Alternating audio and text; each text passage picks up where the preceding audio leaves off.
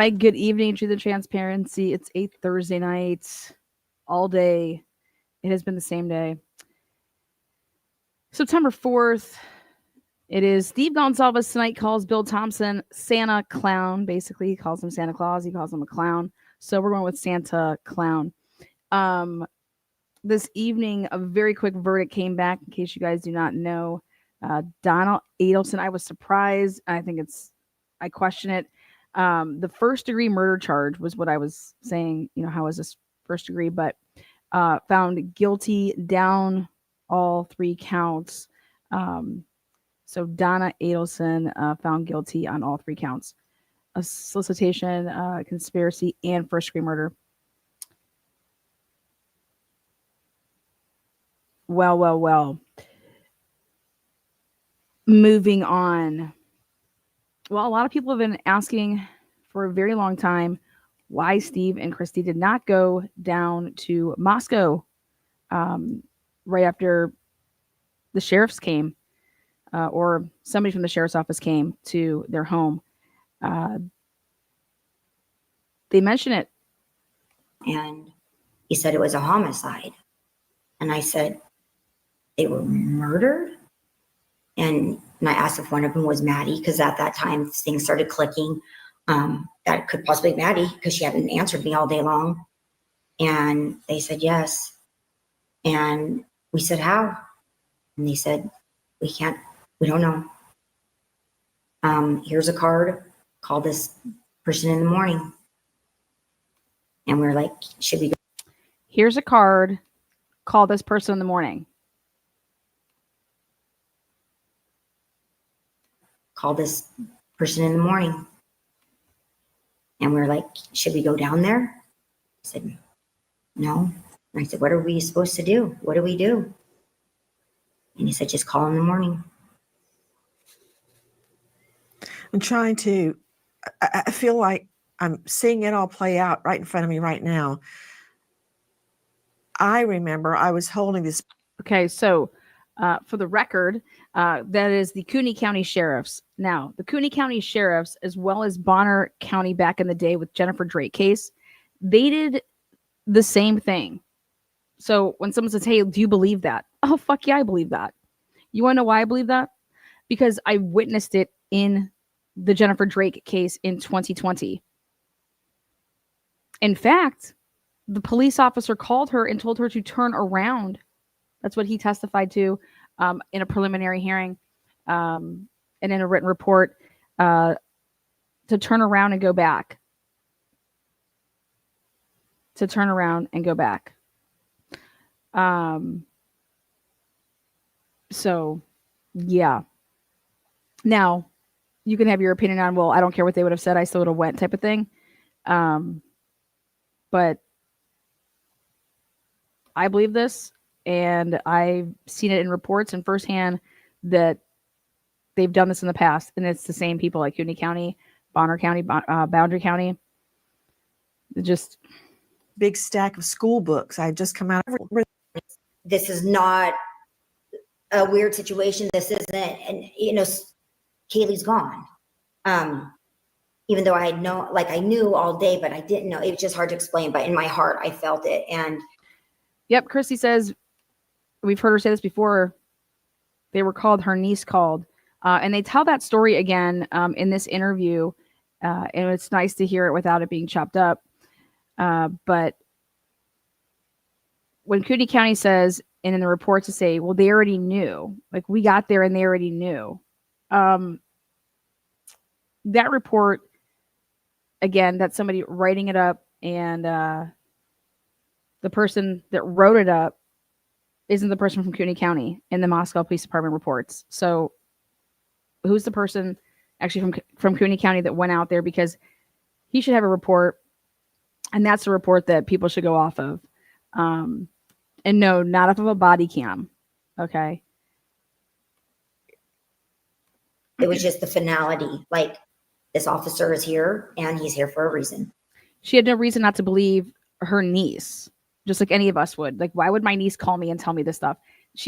My niece is not going to have every single detail, but like, as a parent, it's like, oh my gosh. And then you try calling your kid, then you try calling, Maddie, and you're not getting through to anybody. Now, I can tell you this: they did take Jack D's phone. Jack D got to the police department at 1:30. Okay, was interviewed.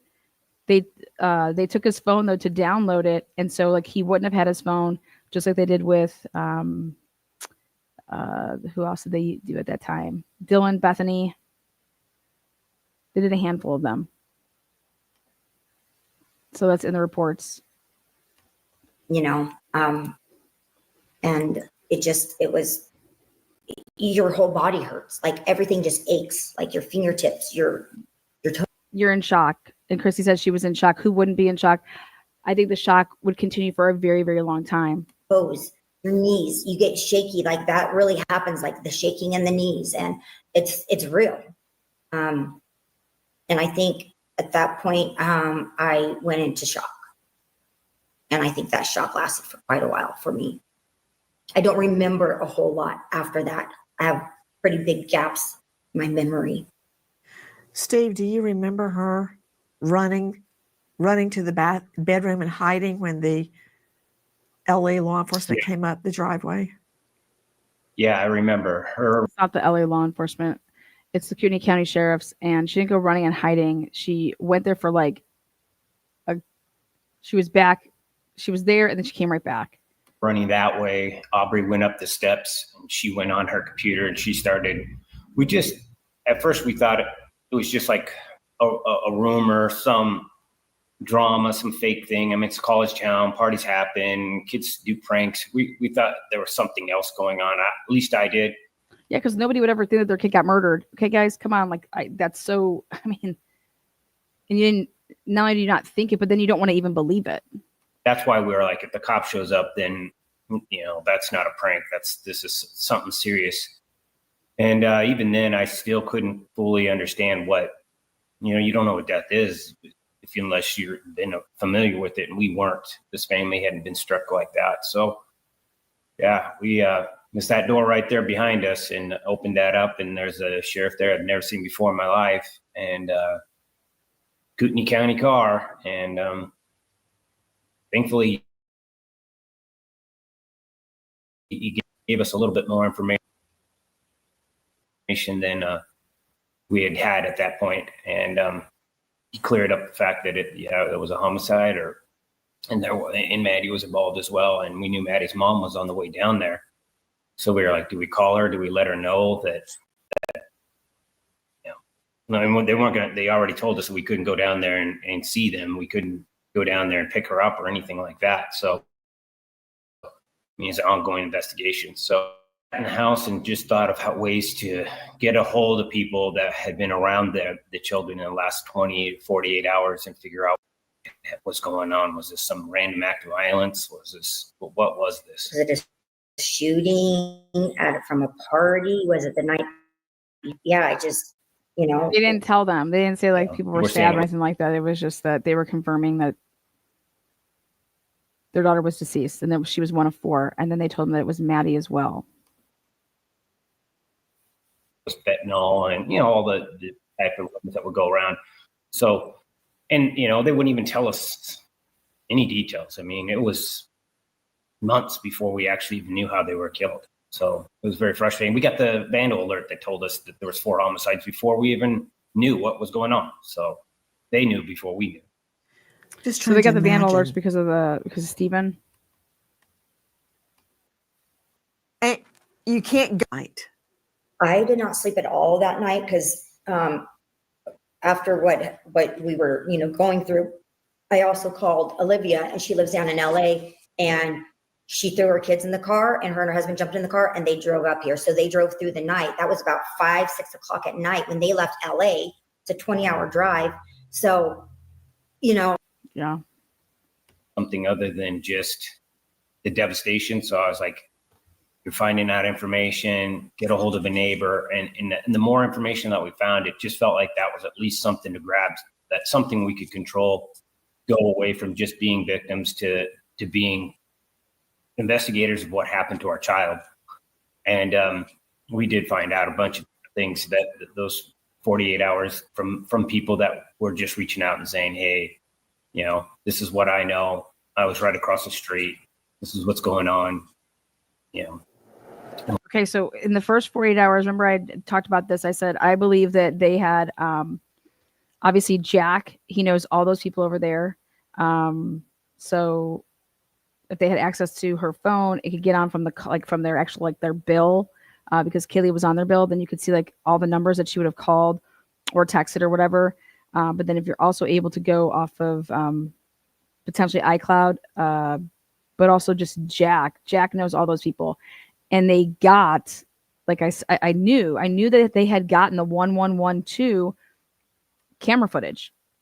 Okay.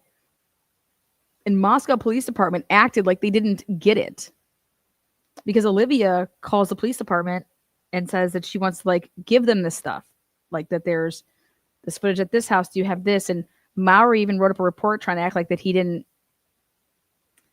You guys know how much I've talked about this and what Maury has done in his reports on between the 13th and the 19th. It's an absolute joke. Okay. Absolute joke. Damn, I just tuned in and I was like, holy shit, Lana got Steve on a live. Oh, you guys are funny. What the heck did I just do?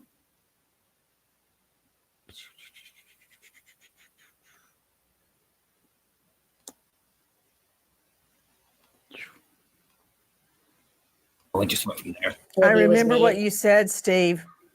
Listen. Within hours, we had your white car on the camera. They did have the white car on camera. But there was other cars too. We knew from the very beginning we had you. Police officers tell us within minutes they had your DNA, like a calling card. You were that careless, that foolish, that stupid. Master degree. At the very beginning, Steve and Christy, you were already focusing or trying to focus off the pain and focus on what happened and finding the truth. Yes, because Jack actually wound up coming here because he left Moscow and he came here, and obviously he was there at the scene and stuff. So he had heard what Dylan was saying. So once he told us that, because like I said, the officer said that it was a homicide. They were. You guys, right there. Okay, so think about this. Now we have the body cam, right? That is 100% accurate. Okay. Jack D walks up, what the heck's what's going on? Walks up, and then Dylan's just saying all the things that she was saying. And so he's just repeating and saying, something like a masked man. You know what I mean? Everything that you guys saw Dylan say on that body cam. Okay. He is then repeating that to them. Do you understand? It's can you imagine somebody coming and telling you that stuff? Like, a masked man, what the fuck are you talking about? You know what I mean? Murdered. But then Dylan was saying there was a masked man in our house, and there was somebody in the tree and all this stuff. And it quickly was clear that this sounded like there was somebody in a tree. Stranger murder, not like somebody they knew or whatnot. So it really changed things. It felt like just a huge violation, and we just were like, we've got a murder that, and at that time before, I just kind of thought they were going to get him. It was some kid. He went and he shot up the house or something, and they got him. He's walking down the street, and I just kept waiting for the news to say they've arrested somebody.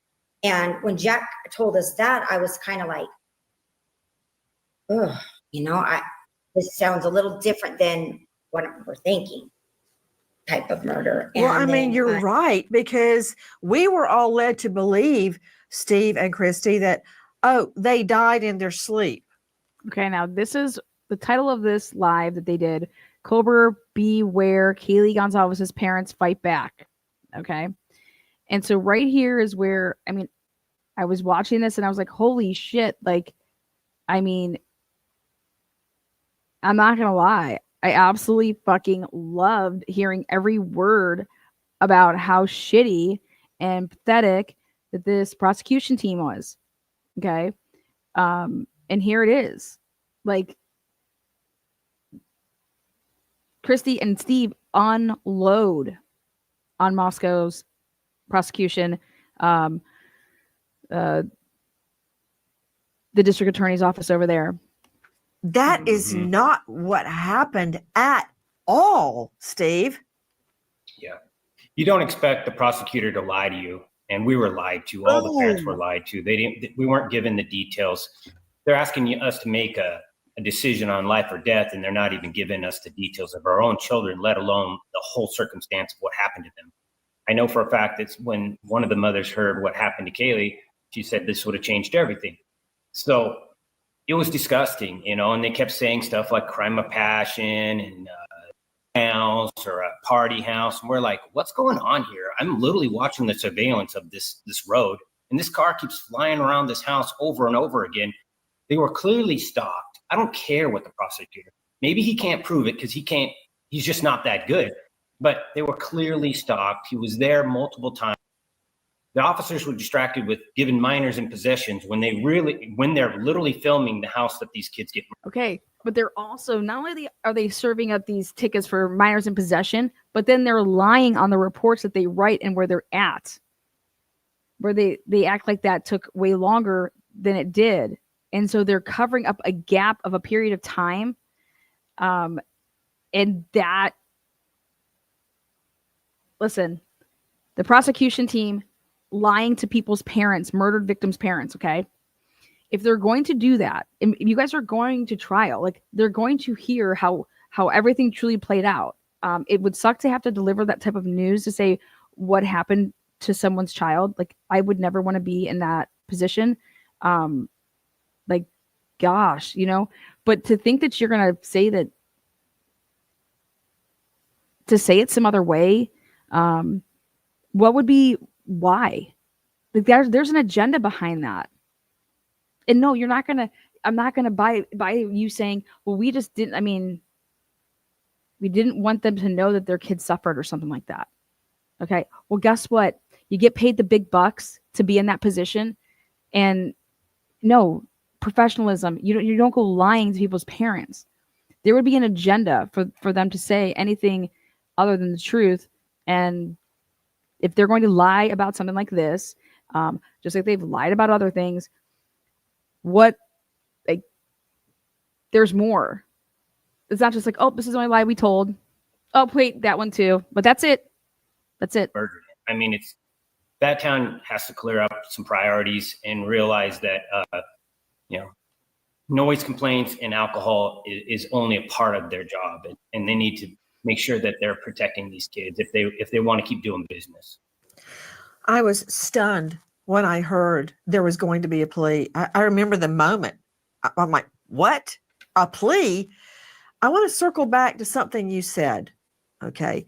Kelly, and we heard dribbles about this at the beginning, had stated that she was being stalked. Okay. But then the prosecution says there was no stalking. We have no evidence of stalking. I mean, how many times can we place that Elantra stalking the King Road address? And Kelly knew she was being stalked. So that is a lie. You stated the DA lied to you. I believe that, because there is no way all the parents would have acted like they were going along with this plea if they had known what we're learning now. Nancy just wants to join this bandwagon. I have no idea which. I believe that he lied to you. Can you believe that she's saying this right now?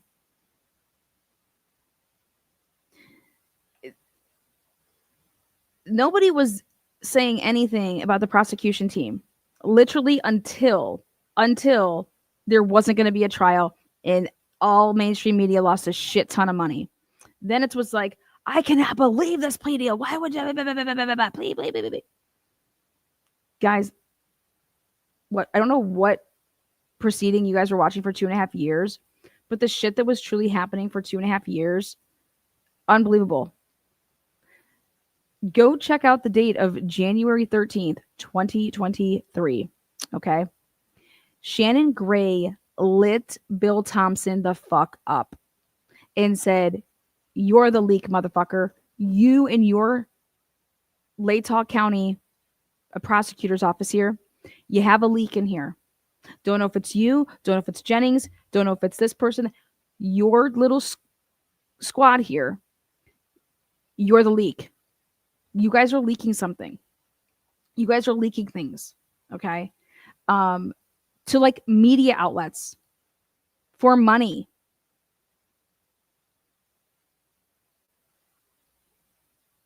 They didn't say, "Hey, Ann Taylor, hey, we just got a suspect here. We just arrested somebody. Hey, Ann Taylor, you're the leak."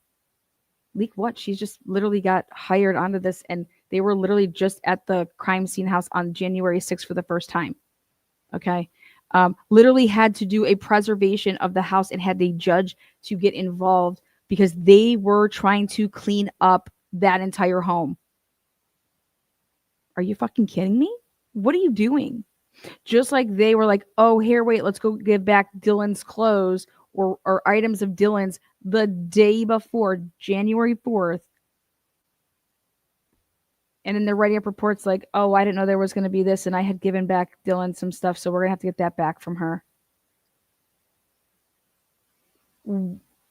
You guys haven't, where's the urgency's never been there. Now all of a sudden you're just going to, let's get everything out of this house, let's clean this house up, let's give people back all this. What are you doing?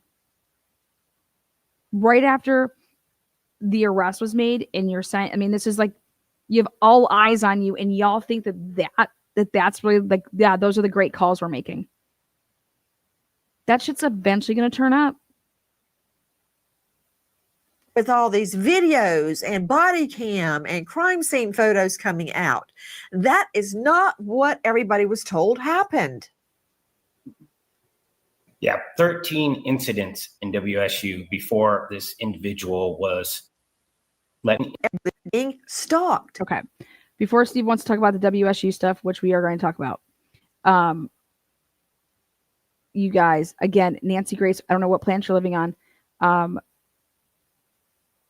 Oh my God, we're hearing all this stuff, like the body cam and everything that they're saying and blah, blah. Well, actually, Fox, Ted Williams, he was like, "There's blood all over the place, blood on the floors, blood on," you guys remember, right? And here we actually see with the body cam that the blood was only in 2 rooms, and actually like a college student or even, a young professional business person could walk through there and just be like, "Oh my God, they had a party," but you would not, if you're just in those gathering community areas, you're not going to think that anything happened in there. Okay. I don't know what it would smell like, but I don't know what the documents that Ann Taylor has been filing has been saying the complete opposite of what the state has been saying. So to say, well, if we would have known what we, when all this stuff is coming out, then like, it's like, what do you guys read? Does anybody read? These people they've been reporting on a case for 2.5 years, and she's making it seem like this is an epiphany because she saw a body cam. I call bullshit. But she's trying to pull like, what is it? Diane Sawyer here, and she was trying really hard to get the Goncalves to cry, which there's only one Diane Sawyer. So that is a lie. You stated the DA lied to you. I believe that because there is no way all the parents would have acted like they were going along with this plea if they had known what we're learning now with all these videos and body cam and crime scene photos coming out. That is not what everybody was told happened. Yeah, 13 incidents in WSU before this individual was let go or defunded, whatever spin these universities want to put on it. This guy was a nightmare, throwing up red flags everywhere. And those are the type of details that we gotta force our courtrooms to be more honest. And we shouldn't be sealing things up in a case like this. I mean, it's not national security. Okay, so I did some research, and I'm going to talk about a couple things. So these little cohorts, okay, cohorts, whatever. There's people that aren't even from this country that were in that program, okay, and a language barrier, I guess. But some of the people that wanted to do and say things, it was like, I don't want to cause no problems type of thing. And I don't want to, again, allegedly. Okay. But 13 complaints. When I went through all the pictures that we have from his apartment, you guys know which one I'm talking about. The picture where there's just like 4 things listed. It has a Washington State header. Okay. But it does not say that it's like, Dear Mr. Kohlberger, blah, blah, blah. Okay. And then signed by somebody. Granted, I've never been in trouble. Okay. But I find it hard to believe that WSU header with just like, this is what we're going to be doing, and this is our improvement plan. You guys know how like critical they are with student records. Okay. Like you have to, that stuff would be really documented, and there'd be a name on there, Dear Mr. Kohlberger, addressed to him. I mean, right? I mean, what the fuck? Excuse my language, but when I was going through the photos, I'm like, this is what they sent him, and this is supposed to be like some like official, like, hey, we're doing this improvement plan. Like, there's no date on there. It's not signed by who wrote it up. Where's Brian Kohlberger's school records? Where's his official school records? What's on his official school records?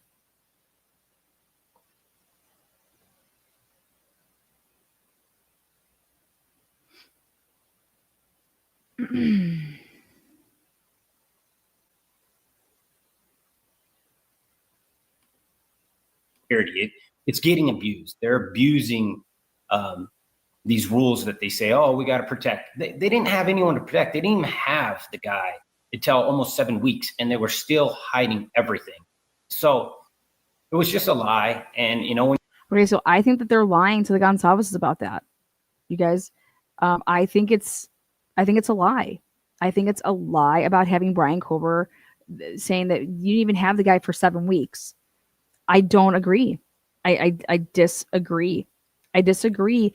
But that's what they've been told.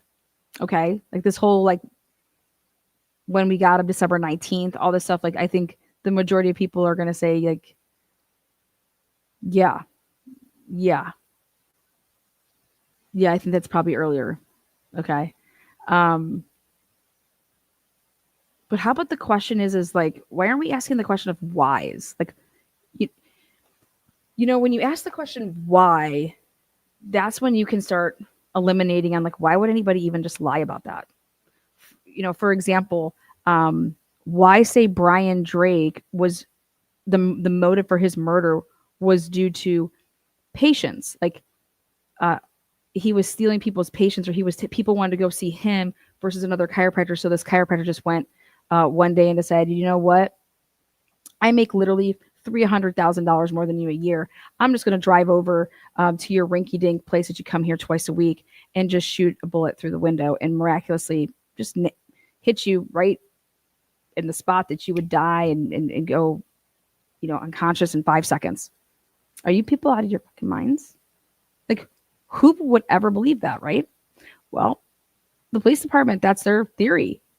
But the whole why was Brian Drake killed, right? If you have the why wrong, then you probably are going to have the person wrong. Okay. Like motive, even though you don't have to prove motive helps with, are we on the right page? Like, how can we say that so-and-so did this, but yet the motive doesn't make any sense? That's not why this person was like, hello. So like, that's like the why here for me is, why couldn't things be done a certain way if, everything was just organic?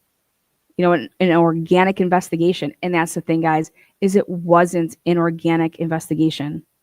But the question remains as to why. For example, I know based off of reading these documents that they had the term white Elantra by November 19th, and that they were asking the universities, hey, to search for parking passes, parking tickets, white Honda Elantras. Okay. If you were to pump that in both of their systems, Moscow with the University of Idaho and Pullman with Washington State University, right? Brian Culber's car would have flagged immediately because he was getting those parking tickets. Okay. And then we find out, we typed up this spreadsheet and they put that bolo out. Remember? And I said to myself, why are they putting out this bolo? Like, why were they even telling us that? They really didn't need the public's help, right? But they had to do that for a reason, in my opinion. But why couldn't it just be if you, let's say that you found Brian Culber through the whole tickets. Oh my God, he's in the criminal justice department, right? And then, oh God, he's studying this and da-da-da. Okay. Like, why wouldn't any of that be allowed to be talked about? Even if you found out about him on the November 25th. Doesn't that seem off? Like, wouldn't that just be like, and people are going to say, well, because they didn't say that it was a 2015. You guys, if you actually look at the reports, it says that it was any white Elantra.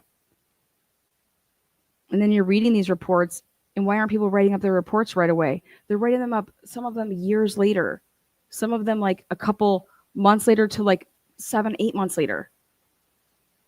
And I'm actually shocked that Andrea Burkhart mentioned Danny Vargas and saying, here, this is like a really good report. And I'm like, I'm going to write Andrea and say, do you know how long after the fact she wrote that report?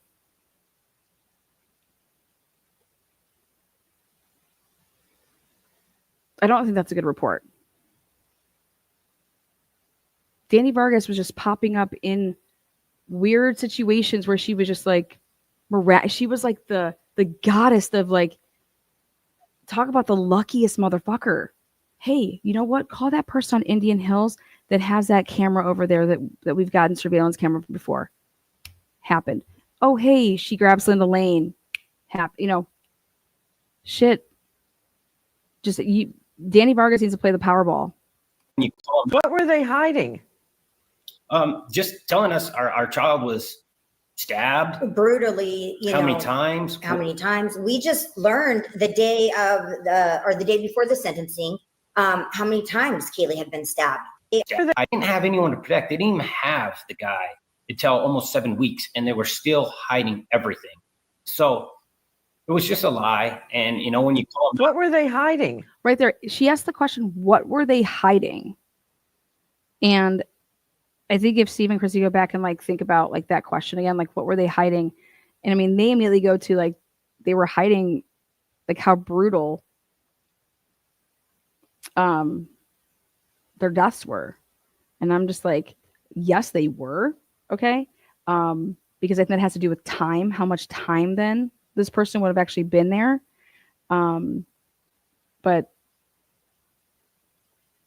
there'd be way more things than just that they'd be hiding.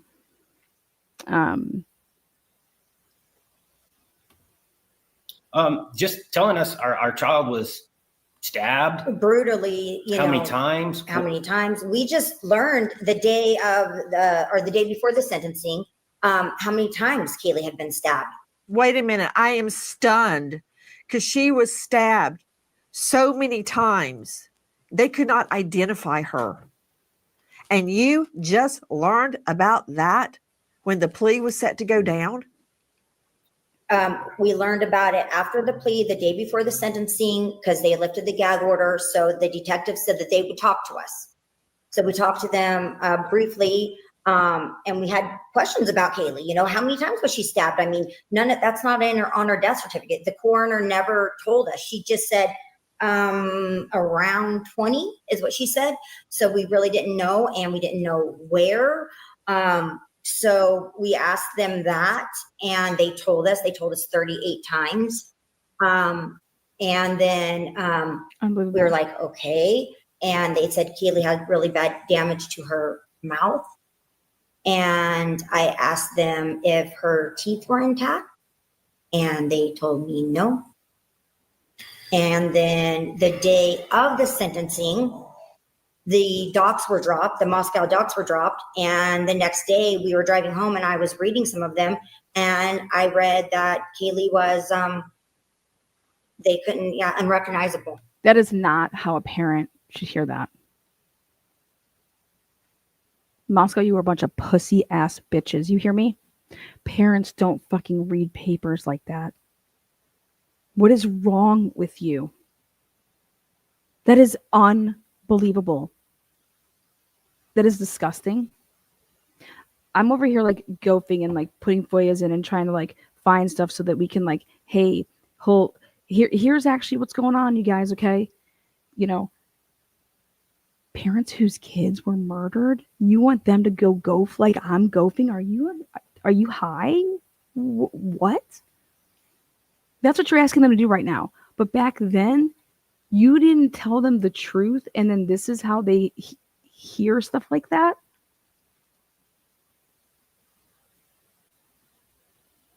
After you say you took a plea deal?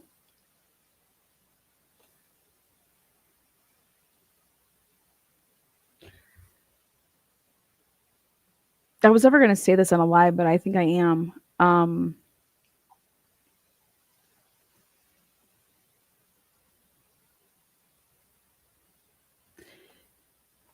Keely was aspirating, and it was blood. Okay. I was talking to Scott Roeder. Obviously, we've been talking about that online, and fucking liars, man.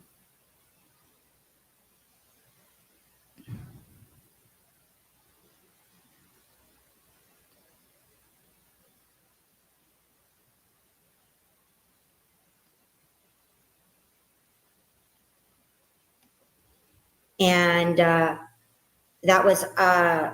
word will forever like traumatize me.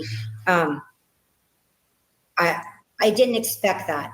And then to read another report that said the same thing, unrecognizable. And then to read a third report that said he wasn't sure what he was really looking at because Awful. the facial structure had been so badly damaged. So that's why we're disgusted with this prosecution team. I mean, we did not know any of that for 2 years and 9 months. We did not know that because of the gag order. And they're telling us, are you okay with us giving them life in prison? We're like, no, we're not. And the people who are, they don't know what we know, and we don't know what they know. I don't know what happened to their. Yeah, they isolate everybody. Kaylee suffered. Because he goes on to say it, out of the like 38 stab wounds, 24 were in her head, face. And then not to mention the whatever that they aren't saying it was with a fist, but whatever, that's in addition. 24. They say that on average, they say a stabbing is like 23 seconds. I'm like, yeah, your average stabbing isn't something like this. When they want to try to do like their little, oh, this was done in such and such time. What fantasy world are you living in?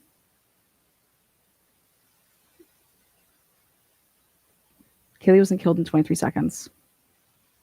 Child, they don't know what happened to mine. It was a protective business over the victims, over justice. It was we're still fighting with it. I mean, it's protect, but that's what just doesn't make sense. Protect what? I could see if someone would say like it was a money thing, like it would have cost us like, let's just say throw something crazy out there, millions. That's not what this was not about money.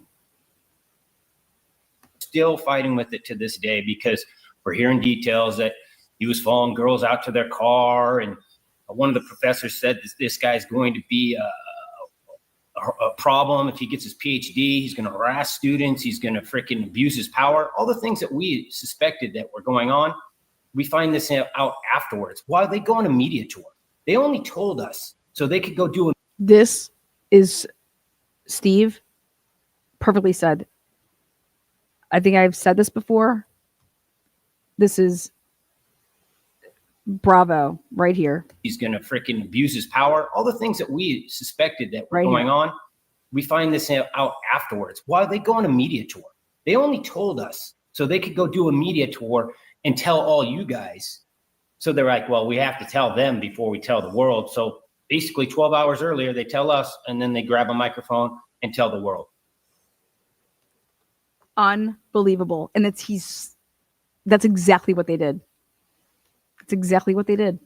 And they were just going to, there was nobody there, like, hey, I have a question, you know what I mean? Questions, whatever. Like, no. But see, that's what FOIAs are for. If you know how to write a good FOIA and ask for certain stuff. This is sick. This is so sick. When they made it seem like we sat down with the families for like 3 hours before. Fuck you. And that coincides with what Ann Taylor wrote in her, why she was like wanting to keep the gag order on until after sentencing. It's like, oh, so we're going to lift this. They have no problem with it because we're not going to say anything until after sentencing anyways. And it's like, you guys can't even keep a lid on it with the gag. How are you going to contain these 150 people?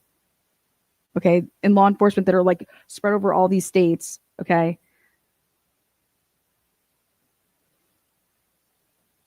This trial was going to get people fired because Brian Cover may have been convicted.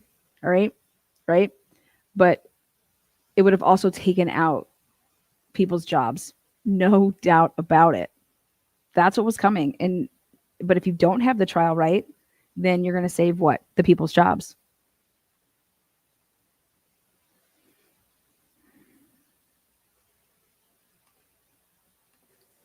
That's what happened. Yeah. I'm just so stunned.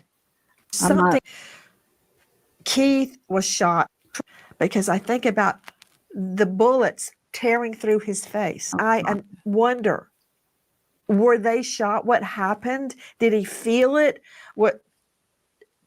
When you learned how many times she had been stabbed in the face, were you full of rage? Were you full of tears? What went through your mind when you learned the truth? Too late.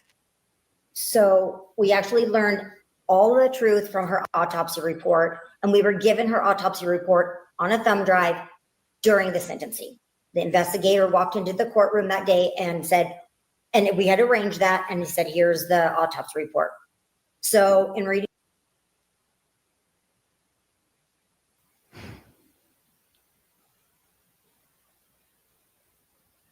People ask me if I believe this. Absolutely, I believe this. This is the truth. in that autopsy report, we found out that Kaylee had been stabbed 24 times to her face and head. She had 11 to her chest, neck, and like torso area, and 3 to her upper extremities. So I thought about her eyes too. I was like, was her eyes stabbed? But somehow or another, Kaylee's eyes had not been stabbed. Kaylee did have really bad facial damage. Some of her teeth were missing. Several were broken. And she had 2 subdural hematomas to her head. So her nose was broken badly. Yeah. So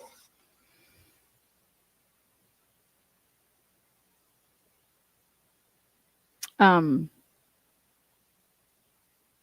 gonna go back and look at my stuff. So because I like to bring receipts, and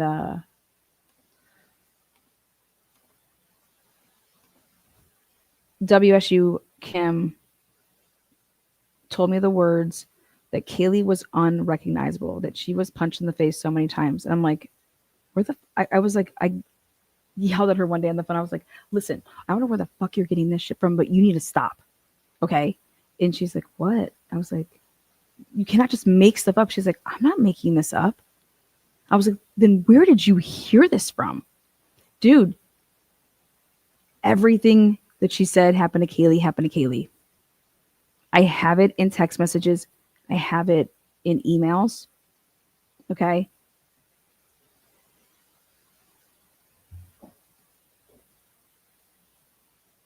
Period. Like,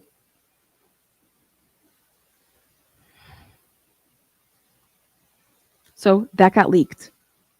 How did that get leaked? And then the question is, the way that WSU Kim found out was from, her, I'm understanding it is her daughter. And her daughter found out from the other Pi Phis. Well, guess what? They said that nobody went upstairs, you guys.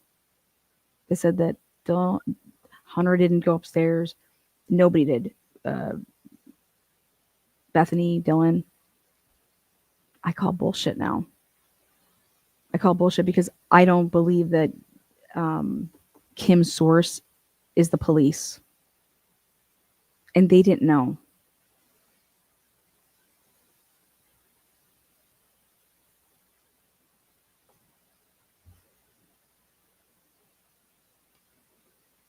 So think about that. And she was very specific about Kaylee's nose to me. She was very specific about that. It was like she was punched over and over.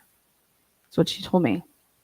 And I said, where, what? I just remember yelling at her the one day. I love that woman.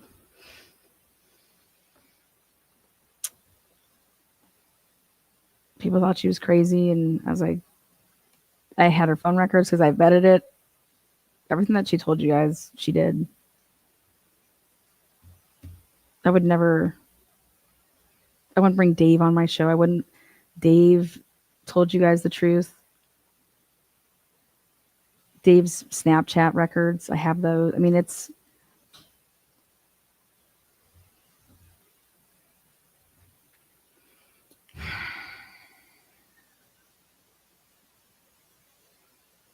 the prosecution just lied to their faces every single day. Or on Zoom or over the phone. God, like just,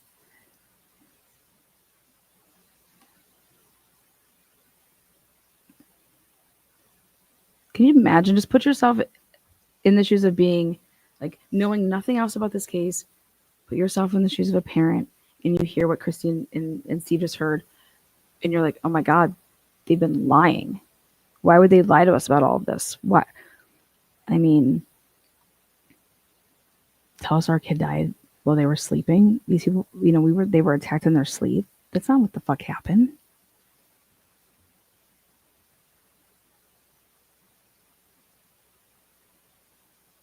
Like, I'd be like, who the fuck do you think you are? Like, you get paid. We pay you to protect and serve.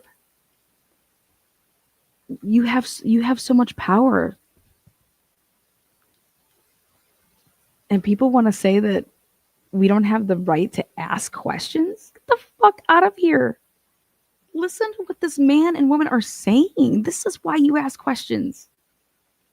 And I'm saying, if they lied about this, what do you think? They didn't lie about anything else? Come on. That's just common sense. No, that's the only lie I told. I swear. Please. We knew that shit from day one.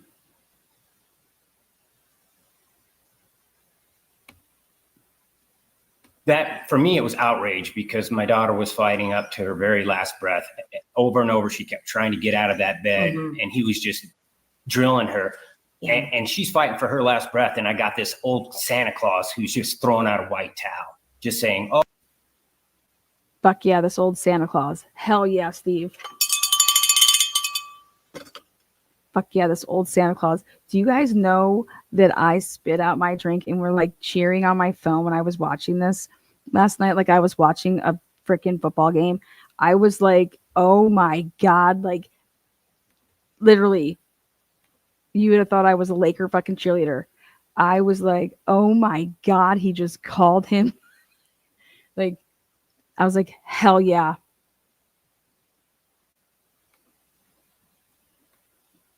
Trying to get out of that bed, and he was just drilling her. Yeah. And she's fighting for her last breath. And I got this old Santa Claus who's just throwing out a white towel, just saying, oh, let's just make it all go away. And I want these type of killings to stop. And you don't do that with weak prosecutors. And this man is extremely bad at his job. This man is extremely bad at his job. He's weak. And just yesterday, we asked AI, what are the safest countries? This is a typical Steve comment, you know.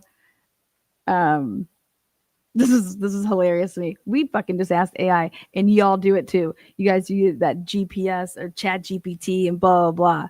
Steve's like, we asked AI, what are the safest, you know, top 10 countries?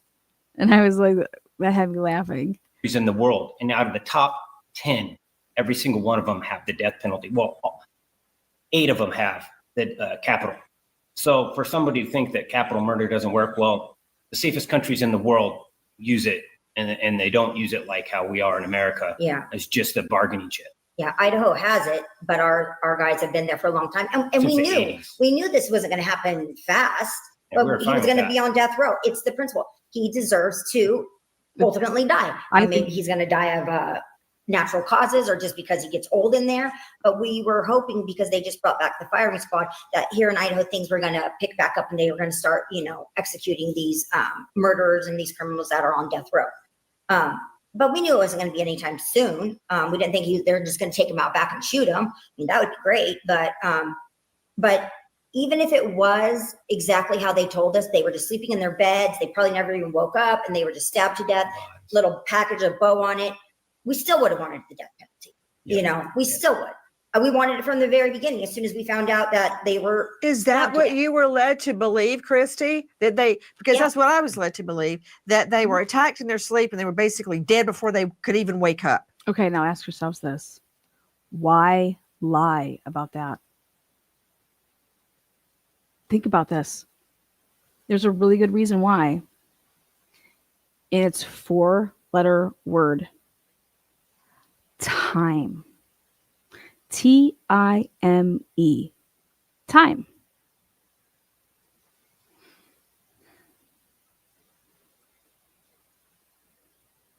Narrative. The time is very, very important in this narrative. Time. In order for you to get in and get out. Okay.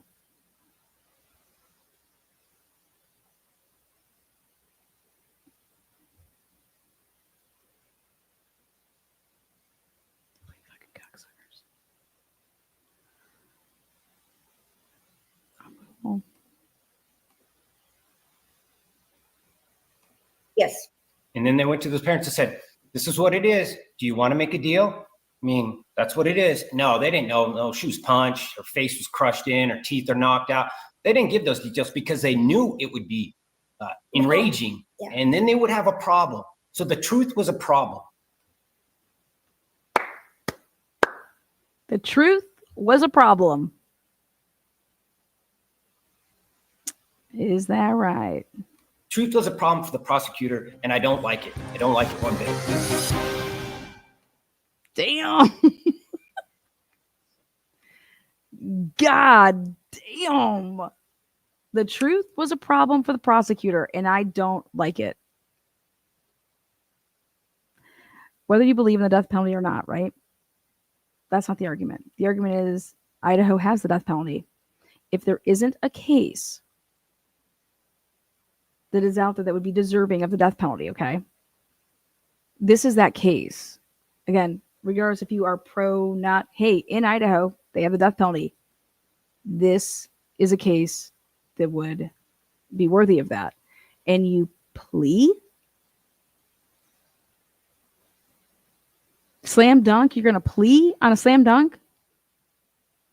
You couldn't, though. You couldn't take this to trial, and people should really start questioning that. Why? It isn't why Brian Colbert took a plea deal. It's why is the prosecution offering the fucking plea deal? How about that? The way that Hitler had this all set up is all of the work literally was done to go to trial. Like, you had to have all of your shit in so early, the way that he was doing his case management order and the deadlines for stuff. It's like everything was done. You literally are just, you're having the trial. There wasn't all this like, oh my God, we have all this work and I don't want to. No. All the filings and digging, all of that done, man. Yeah, do Lana a favor there. Hit that. Thank you, Carson. Woo! You're here. I mean, you got to like it, right?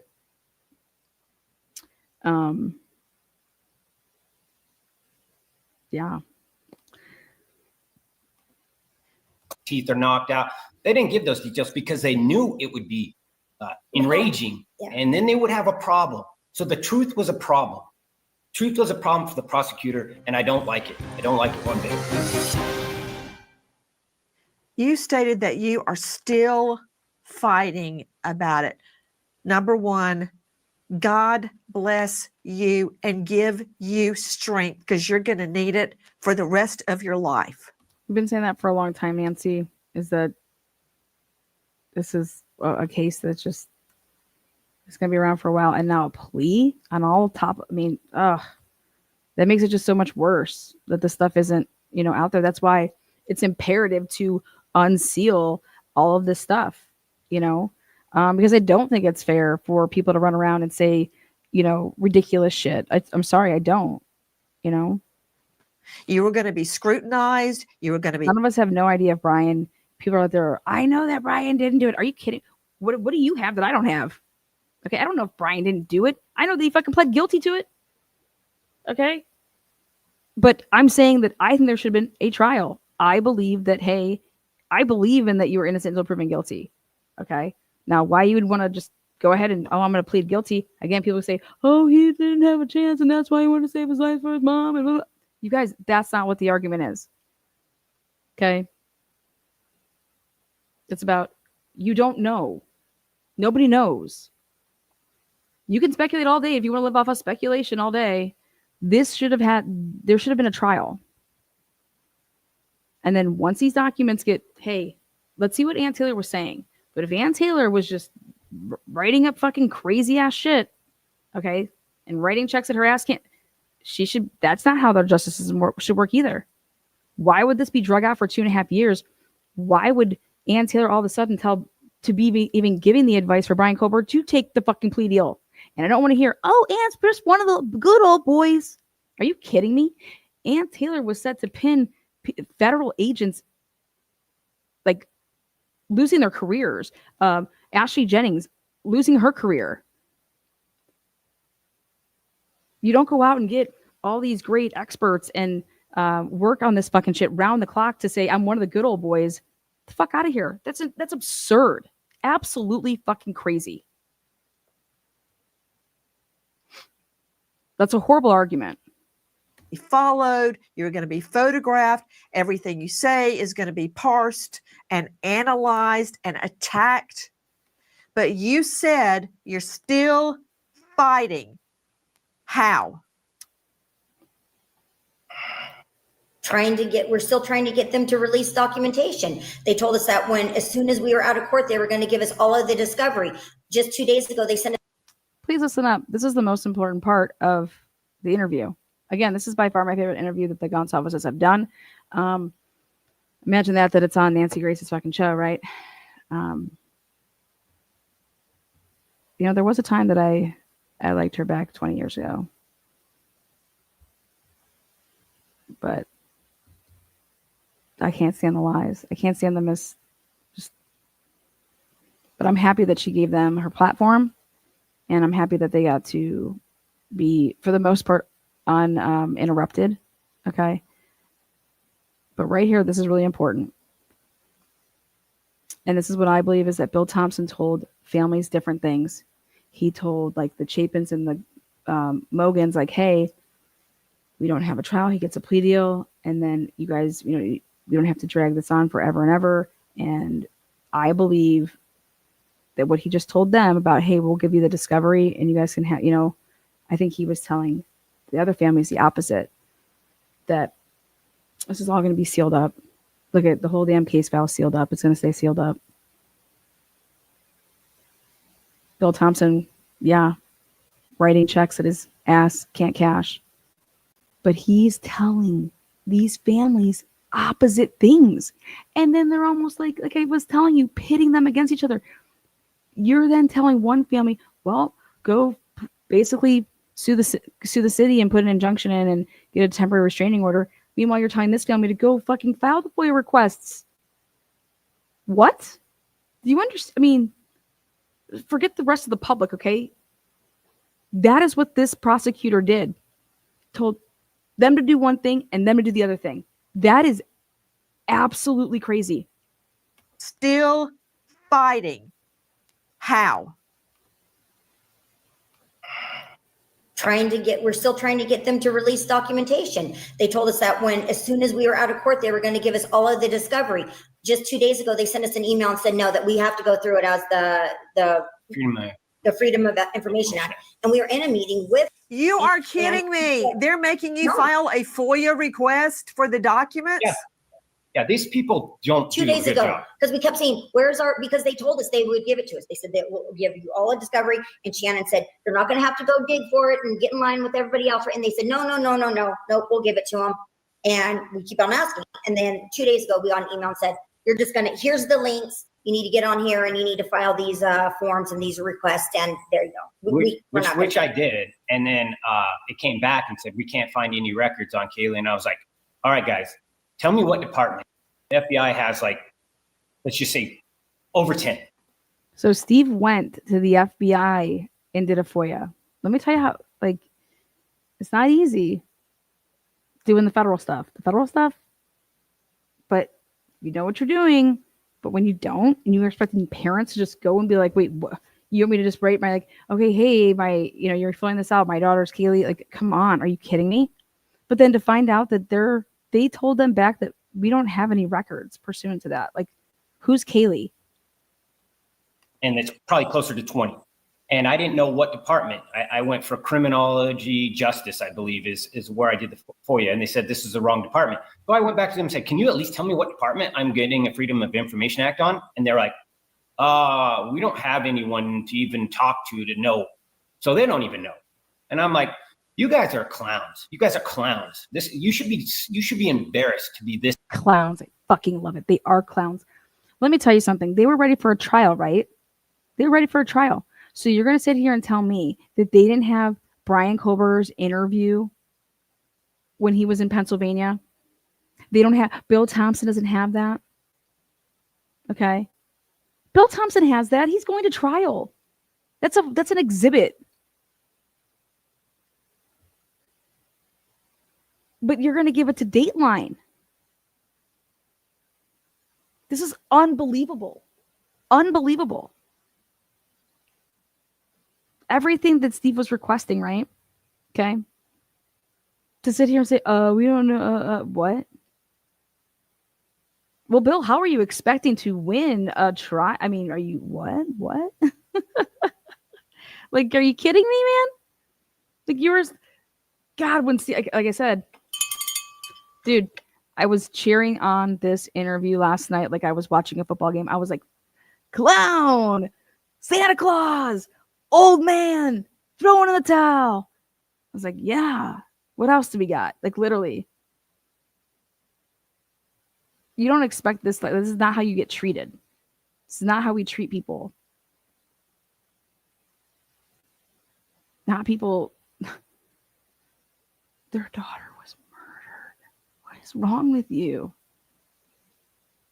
It's bad at your job. And I'll hold you accountable. And I think every family, when you lose your child, you have to expect the most. When you're talking about life and death, you have to take charge of the situation.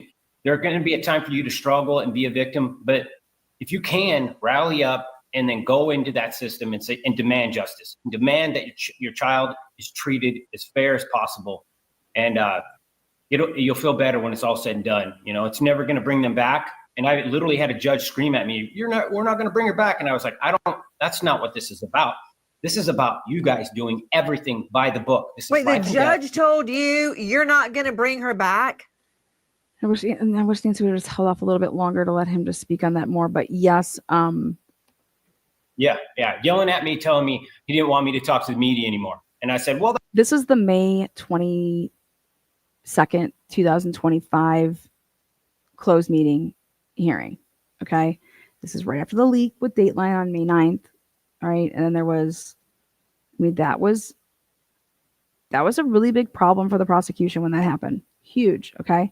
So much so that they had this closed meeting.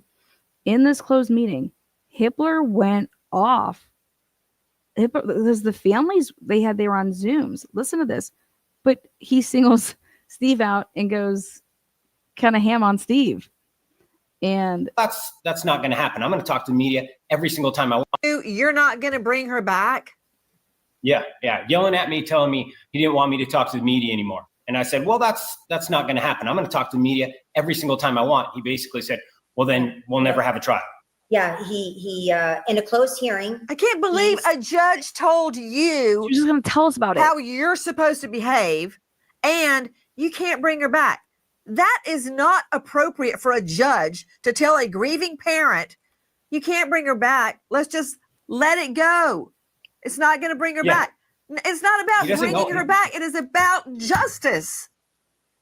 Yeah, he actually said, he was talking, we all were in the courtroom or on Zoom, all the families. And he actually said, and the Goncalves family, especially the dad, needs to shut his mouth. And I said, that ain't gonna happen. And he said, I don't agree with that. And he said, I don't care if you don't agree with that. And Steve said, well, I mean, you know, I'm fighting for justice for my daughter. And he says, do you think that that you're going to bring her back? Doing this all is talking to the media is going to bring her back? And Steve goes, no, I mean, I know that's not going to bring her back, but you know, I still have. Do you see how Hitler is a gaslighting motherfucker?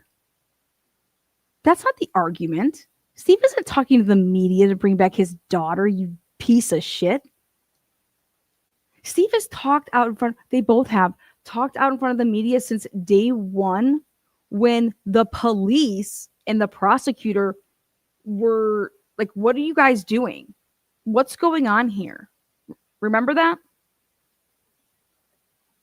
There's zero confidence. There's zero trust. But can you believe Hitler? Now think about how he wrote all of his, orders. And I was reading them like, this isn't even what the argument was. Like, or he just started making their own arguments for them when the state was writing, and Ashley Jennings is spinning around like a fool, making her own arguments that's not what she said. Those weren't her arguments. No, those are your arguments and in your opinions. But wow, like I had to stop when I was like, he told him to first of all, you're going to stop talking to the media, because do you think that's going to bring her back? Wait, that's why you think I'm talking to the media? I'm not talking to the media because of that. I'm not like you fucking idiots that live in fantasy land over here and in fake worlds over here who think that kids were just killed in their sleep.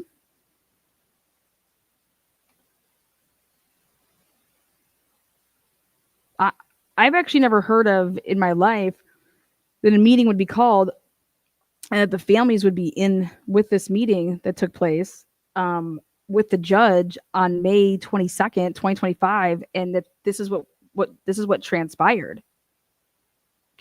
I've never heard of something like this.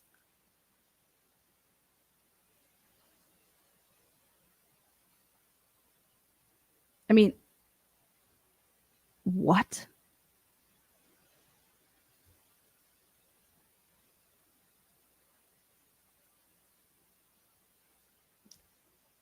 Dateline received something that has nothing to do with the Goncalveses.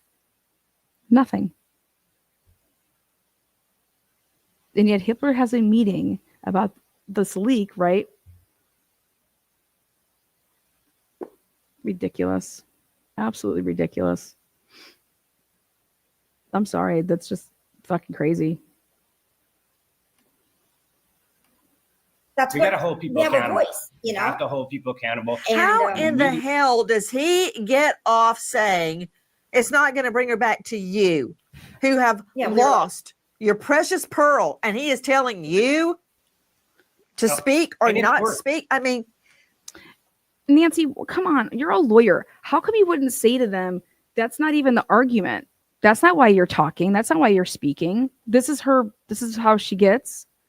I mean, for someone that's been doing this for this long and someone that knows the law and you're a lawyer, I would just expect more than, that's your pearl.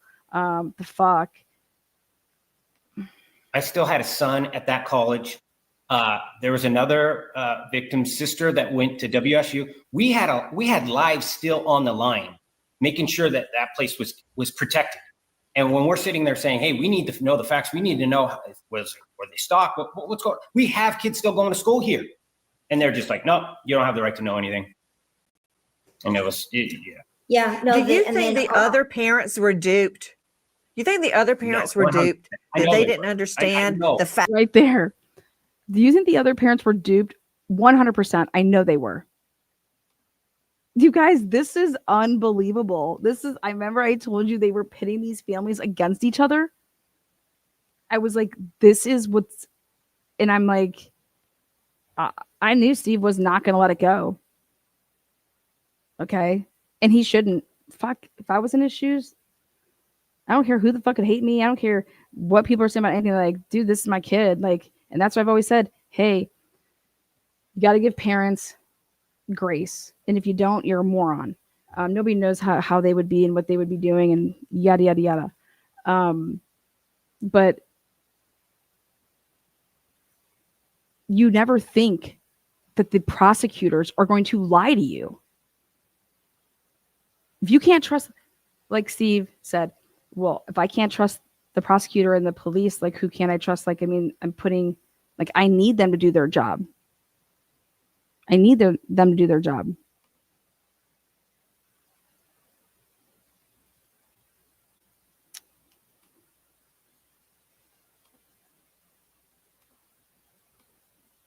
Acts when they agreed to that plea? So the plea, they set up a meeting with us via Zoom, our whole family, on a Friday afternoon. It was like an hour and a half long, and we talked about logistics of trial because it was coming up. Security, where we're going to park, how we were going to have to phone in every day and tell them who's coming, and yada yada yada yada. Okay, this is crazy. This was their talk on Friday. Okay, Friday afternoon. This is how the prosecution handles things. This is what Ann Taylor was saying. They like to fly in and soar down low on a Friday late afternoon and file something. That's what the prosecution does here, because that's what ended up happening with like the jury, to move and change venues. And one judge was like, he was like, no more doing anything, and Taylor's like, what the fuck? You can't do that. Anyways, notorious for these late afternoon filings on Fridays. Late afternoon Friday, they talk to Steve and Christy. That's what this conversation is right here about. It was like an hour and a half long, and we talked about logistics of trial because it was coming up. Security, where we're going to park, how we were going to have to phone in every day and tell them who's coming, and yada yada yada yada. Our car had already been vandalized in their parking lot. The previous Ada, hearing. Ada County. So we're like, how do we make sure this doesn't happen anymore, guys? That is ridiculous. Whoever did that, I have no idea what's wrong with people. And ironically, that day that we went to court, there was a bunch of pro burgers on the other side sitting behind Brian doing this and on the camera. And there was some broad back there. You guys know who she is. When I say like, you know who she is, y'all saw her. Don't know who she is. But I had a laugh when Christy did that, like that. Christy, that was funny. I would have loved to see Nancy Grace's face though when Christy was doing that.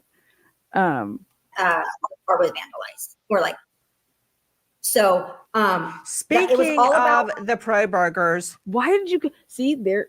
I'm telling you, she did that 3 very important times. She is telling the story, and it's really important story. I want to hear about what the fuck happened with this Zoom meeting, because on that Friday, it's about this plea deal, Nancy. It's about the whole why they're there, and you want to cut them off. you know what I have in my hand? All of Koberger's complaints. I know it's kind of irrelevant. All that matters is Kelly is gone and her friends are gone and he murdered them. And we're paying for his 3 hots and a cot. That's what matters.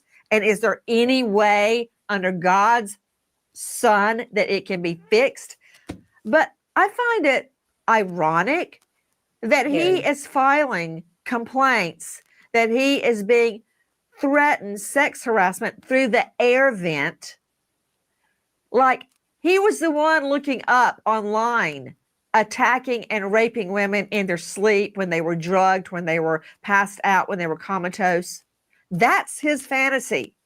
I don't think he was Googling that, Nancy. I think that was porn. But again, That's why he broke in that night, when he assumed the girls would be asleep. He's whining that, Mommy, they're threatening one tray. he didn't get his banana. And he refers to bringing the food like It's going to get a lot Thoughts?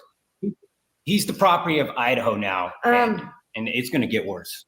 I guarantee you that. I like you said, I think it's very ironic. I'm like, you know, for him to get there and so quickly start complaining and even throwing out other inmates' names and CO names. It's like, you were in prison. I mean, do you, like, this is not his forte. I mean, his forte is to kill, but not to be killed. You know, his forte is to, you know, possibly, I mean, he didn't rape any of our kids, but possibly, but not get, I mean, you know, what's good for the goose is not good for the gander here, you know? And I think it's just so ironic that he is complaining with written complaints and saying this inmate so is doing this to me and saying this to me and this, and he expects them to come and save him. Yeah. Well, they've been babying him. well, and they have to do that. I mean, yeah, that he would be getting saved though. I mean,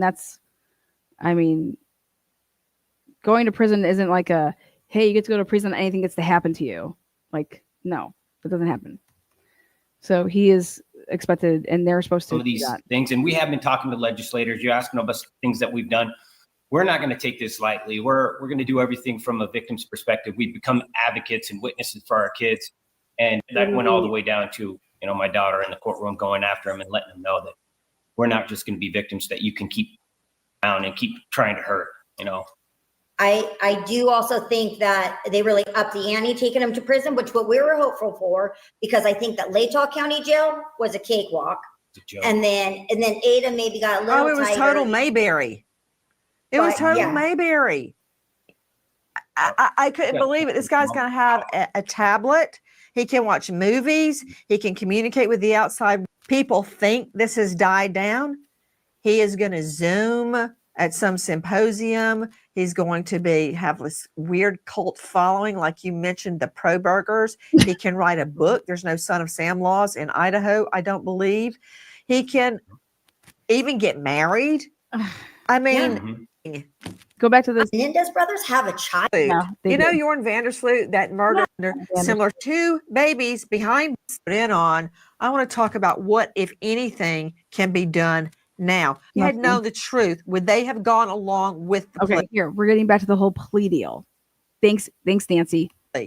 Here, talk about the I plea. can't say 100%, but the thing is, I don't want to speak on behalf of them by any means, but I don't think that the other families necessarily wanted the truth. They didn't want to be lied to, but they didn't want details. Yeah. And we did. But We weren't just like, okay, she was stabbed to death around 20. We're like, how many?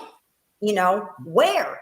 And because I do talk to Maddie's mom, and Maddie's mom is like, please, please, please, like, I don't, so I don't say anything to her when I speak to her about, what happened. She's like, I don't read that stuff. I don't watch it.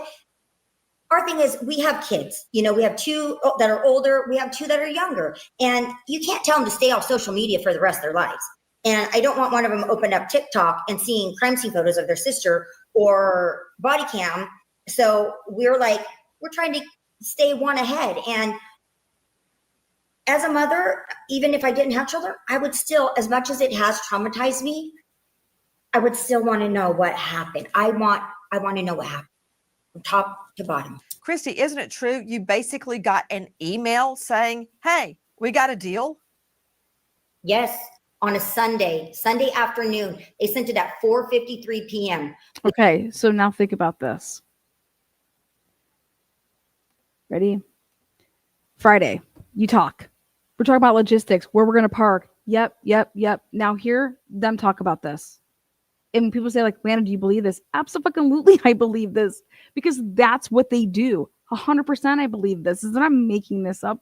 This happened. For me, as soon as they changed from the hearing to the grand jury indictment, I knew it was going to be a corrupt case. Yeah, that would be, someone said, Lana, if you could ask Ann Taylor one question, what would it be? And it would be, why didn't you have a preliminary? Why would you ever think that that Bill Thompson, him, 6 months, and you think that they're going to keep the end of the bargain and have a preliminary hearing in 6 months? What was the reasoning behind that? If you were to go back and do it all over again, would that be something that you would change? And I cannot imagine for the life of me that Ann Taylor would say, yeah, no, I would do everything the same. I find that hard to believe. So here, check this out. This just unreal. Here it is. Steve happened to be checking his email a little later, around 6 or so, and he said, what? And we lost Sunday at 4:53 p.m. Sunday, 4:53 p.m. our minds. We immediately emailed them and said, we need to talk, like, now, like, what, has this been sent yet? Have you offered it yet? What is going on? They sent us an email the next morning and said, we can meet at 3 today. And we said, you didn't answer. Has this been sent already? And they said, yes, it was sent yesterday evening to the defense. And so we met with them at 3 to the defense. And so we met with them at 3 that day on Monday, and the plea had already been accepted, and we lost our minds. We were in that meeting. I mean, we were screaming, we were cussing, we were yelling, we were saying, why did you do this? How did you do this? What happened? You just talked to us on Friday and told us that, you had every anticipation of taking this all the way. We talked about court. I mean, we talked about a plea deal for like a second, and he just said, oh, I think that they might be wanting one, but we have no reason to give them one. Why would we? And we're like, yeah, right. Why would we? And he said, well, how do you guys feel about a plea deal? And we're like, no, absolutely not. No. Boom, moved on. Yeah, he accepted the plea deal within the same hour that he got it. This man never wanted to fight for our children. Literally, I mean it. They fought for their lives, for their very last breath, and this man had no fighting. They fought. Did you guys just hear that? Accepted the plea deal within the hour of getting it. I thought Donna Adelson's verdict came back pretty quick at 3 hours and 19 minutes. Within the hour. Are you fucking kidding me? How you could make a decision like that in an hour tells me everything that I ever need to know about you as a fucking human being. Fuck about being a good prosecutor, not a human being. How could you make that? How would that not wait? Like, all right, like, go home, sleep on it, like, maybe say a prayer. I mean, something. What?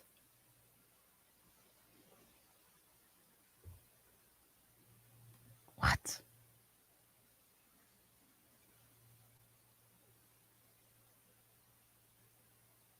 Within an hour.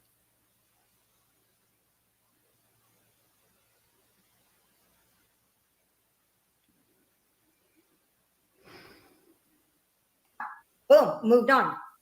Might be wanting one, but we have no reason to give them one. Why would we? And we're like, yeah, right. Why would we? And Exactly. Like, that's what I said about 30 minutes ago. The question isn't, why did Brian Cover accept a plea deal? My question is why did the prosecution even offer them a deal or accept the deal? However you want to look at it, why is that even happening? he said, well, how do you guys feel about a plea deal? And we're like, no, absolutely not. No. Boom, moved on. Yeah, he accepted the plea deal within the same hour that he got it. This man never wanted to fight for our children. Literally, I mean it. They fought for their lives, for their very last breath, and this man had no fighting. They fought hard all the way to the end, and he gave up within an hour of being given an opportunity to quit on these kids. And that's the kind of prosecutor that you got to get. You got to get him out. You got to get real prosecutors. And in Idaho, we got some jobs to do. We got some work to do there. Yeah. What do you guys think about that?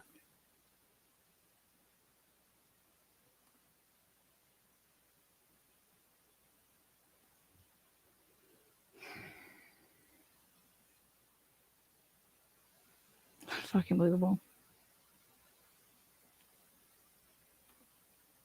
You have to have a prosecutor that, if you're in a death penalty state, believes in capital punishment. Yeah, it's not your will. It's the victim's will. If they don't want it, then fine. But we had 4 people. And Bill Thompson has never talked to us since that Zoom meeting that we had. And we were just like, oh my gosh, I can't believe that you did that. Wait a minute, he's never talked to you since? He's been all over the media, but he hasn't talked to you? Nope. When we did get a briefing, it was from the investigator, the 2 investigators. And Ashley Jennings, so the deputy, but Bill. Give her some love. Well, Ashley Jennings did hit us up, dude, Ashley Jennings. The Goncalves do not consider her a prosecutor. Well, I mean, Ashley Jennings. Hell yeah. Don't worry. We don't consider her much of anything over here either. Yeah, I don't think Hilbert does either. Dude, hilarious. Ashley Jennings. Sweet girl. Horrible prosecutor. Hell of a mom. Shitty prosecutor. Shit, man. Ashley fucking Jennings. That was just great. Christy, thank you so much for saying that. Like, I gotta clip that one. That is for the record books, in my opinion. That, yeah. Well, I mean, Ashley Jennings. One more time for the cheap seats. Never talked to you since? He's been all over the media, but he hasn't talked to you? Nope.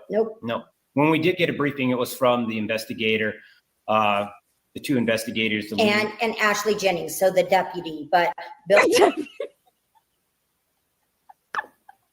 Well, and the deputy, good old Deputy Jennings. Because I mean, we were going after him. I mean, our whole family was in different windows, and we were all just coming at him. We were just like, Bill, like, how could you do this to us? So this guy did not have the balls to talk to you after the deal, because he knew he had done the wrong thing. Yeah. I said, did you at least get some details? Did you at least find out about the kill kit, the knife, anything? He goes, Steve, we'll never get those details. You're never going to get those details. It's not important. He's just going to lie to us. And I said, you are absolute idiot. You have no idea who this person is. He is going to write a book, and I'm going to learn about the sickest details through his prophet book, through its sister, or through some professor, whatever way he does it. I'm going to hear about him, and you're an idiot for not even knowing who you're dealing with. They fucking love I think maybe I can get a straight answer from you guys. What do you believe? He just said, I told him he is a fucking idiot. You're an idiot. I told him he is an idiot. You guys, you don't get this is, I'm sorry, you don't ever see this happening where a victim's family comes out and literally upends the ass of a district attorney in one of the in high profile cases. You don't see this. This isn't like, oh, what's going on? Like this isn't your everyday occurrence. Not even like every so, this is rare. I said, did you at least get some details? Did you at least find out about the kill kit, the knife, anything? He goes, Steve, we'll never get those details. You're never going to get those details. It's not important. He's just going to lie to us. And I said, you are absolute idiot. You have no idea who this person is. He is going to write a book, and I'm going to learn about the sickest details through his prophet book, through its sister, or through some professor, whatever way he does it. I'm going to hear about him, and you're an idiot for not even knowing who you're dealing with. You know, I think maybe I can get a straight answer from you guys. What do you believe Kohberger's motive was? Not that the state needs to prove it. I don't know why they kept talking about we can't prove motive. It doesn't matter. You don't have to prove motive in a murder case. But what do you believe was his motive? I think that he had been watching either Kaylee or Maddie, and I don't think the others were involved. And that's why he went straight up to that room. That house is so confusing. It's just they're just a build on from hell. They just built on and built on and built on and throughout the years. So it is a very confusing floor plan. And we know that he went in there very quickly. He wasn't, he went in and he went out.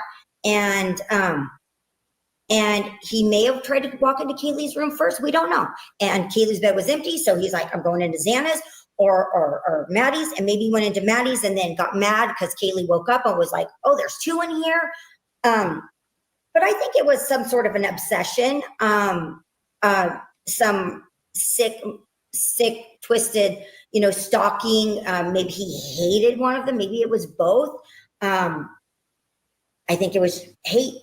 There was no blood on Kaylee's door, so that would lead us to believe he went there first, opened the door, seen the dog or seen something, and then said, okay, there's nobody here.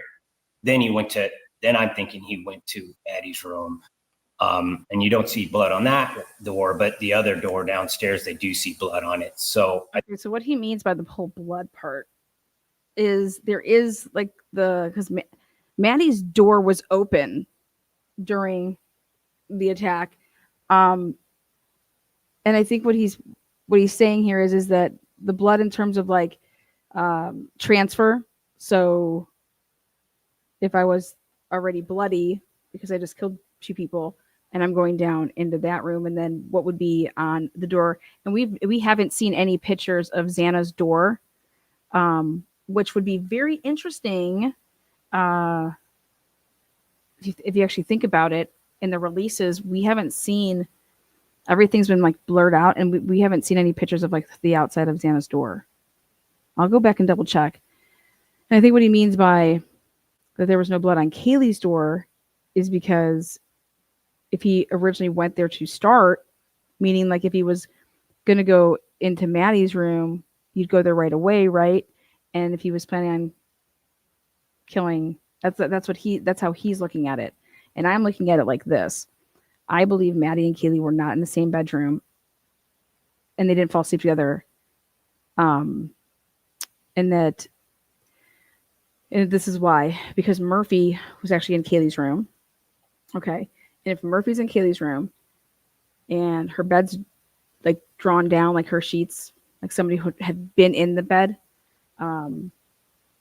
if she heard something and then she got up out of the bed and then interrupted whoever the killer, Brian, goes in there, and then that would be where the rage, in my opinion, like why the wounds would be different.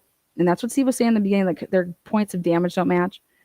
And then it would be the rage could come from that is that you interrupted, okay? And you, Kaylee, just interrupted me killing Maddie and whatever his plan was, as far as if you want to look at it this way. And then that's why there would be rage on Kaylee, and he's taking it out on on Kaylee. And then that's what then led to him going downstairs and running into Xana, and she's running into the, to the bedroom. I can't even listen to what Dylan's saying anymore. But I don't believe that Xana like ran up the stairs and then like ran down. Even though that's what Dylan's saying, but she said that it was Kaylee, and she's saying that it happened right as far as with the dog. It was like somebody brought in the dog.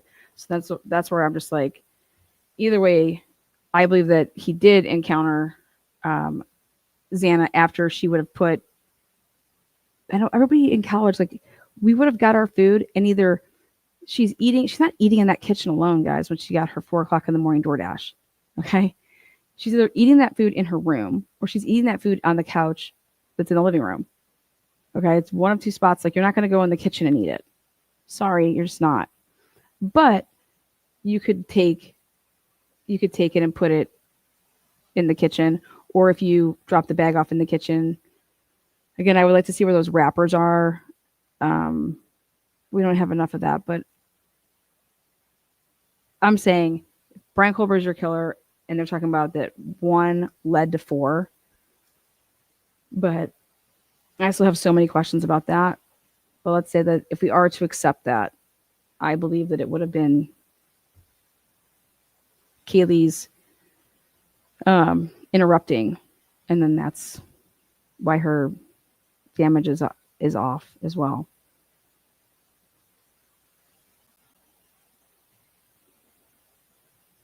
Everything with Murphy, though, is really off with that situation, but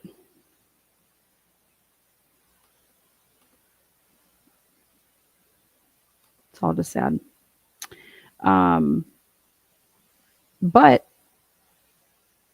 if you're questioning the timeline and you're questioning how many perps, like we don't have enough, like that's why all of this needed to go to trial, because everything that the defense was saying was so blown opposite in like how you can make even arguments for what they were going to argue. That's where it's like, how do you not look at this? How are you not? And then how are 2 people surviving? Like, how is Dylan alive? Dylan's even saying, I was yelling their name out. Then I was calling, and I did all of that before I ever saw him. And if you actually go by then the time log of when she was doing that, he can't be the 420 car that's driving away. Sorry, because those calls happen after that 420 and 47-second point. So if Ann Taylor attacks the timeline, the prosecution is in serious trouble. And then you can show a cleanup. Well, you can't get in and get out and clean up. I mean, what the hell's going on? And then the only thing that ties which car is actually the killer's versus could they even be on foot, you're going to be able to argue that you thought it was Jack Showalter and you thought he was on foot, and you knew that he didn't have a white Elantra, and it didn't stop you from obtaining search warrants, following him in the month of December, doing surveillance on him, and you knew that he didn't have a white Elantra. So it's because they thought that Jack Showalter could have possibly done it with somebody else. I would have loved the questions to come out, which were, well, at any point in time, did you think this could have been multiple people? Was that ever? And I believe that they thought that Cole and Jack Showalter could have done this together.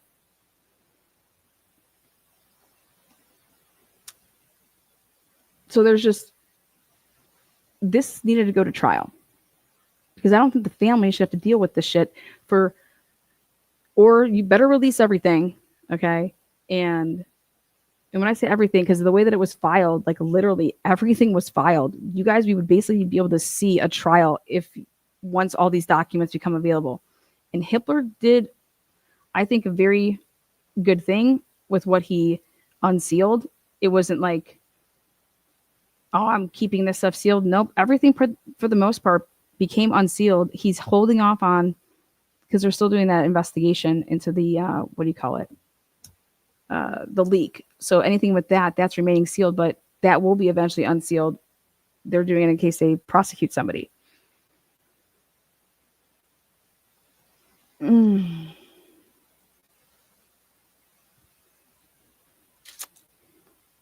Dylan's blanket had blood on it, and the coat that was in the spare bedroom, the pink and green jacket. They're saying that it was in the spare bedroom. I'm questioning if it was in Dylan's room, but that had blood on it as well. So that came out in the paperwork. So how is Dylan's heart white and pink blanket have blood on it? Where'd the blood come from? Whose blood is it? And there's a lot of things that weren't tested. It's just ridiculous. And then when you tell me that you've been lying to the families, well, then what the fuck else are you lying about? Okay. You know, you got your undercovers lying about what time they were at Banfield and what time they were there till, and it was to cover up the time frame of the Indian Hills Trails 326 camera shit, because that's the car that's on that damn camera. And Ann Taylor knew that. I figured that out. And it was like, it's like glaring obvious now when he wrote his report and said that he was still at Banfield at 332 rather. And yet his body cam is going on another stop with the sign guy that we got. And that was at 331. So I'm like, why are you lying about that? Why are you trying to hide where you were from 3:16 in the morning until 3:31? And it's not because, oh, they were over there killing people. No, it wasn't that reason. It was because that they could say that they weren't the car that was on the Indian Hills Trails cam. And that's problematic because he wrote the report so early. When Tisdale wrote his report on 11/15, that's, you know, it wasn't like this report got wrote like a month later. That's so early to be writing a report, okay? And knowing that you need to say that you weren't over there on Indian Hills Trails. Like, if Ann Taylor wasn't going to use that, then she's a fool, because you explain that to the jury, and it's not hard to explain. And that car was then used by Payne to do all these test runs, and Molly McMichael saying she saw a tan sedan, and that's what the car looks like, the silver car, when it's under those orange lights. So it's just, when you see all, it's just like, ah. But then you got the guy fucking saying he killed them, you know?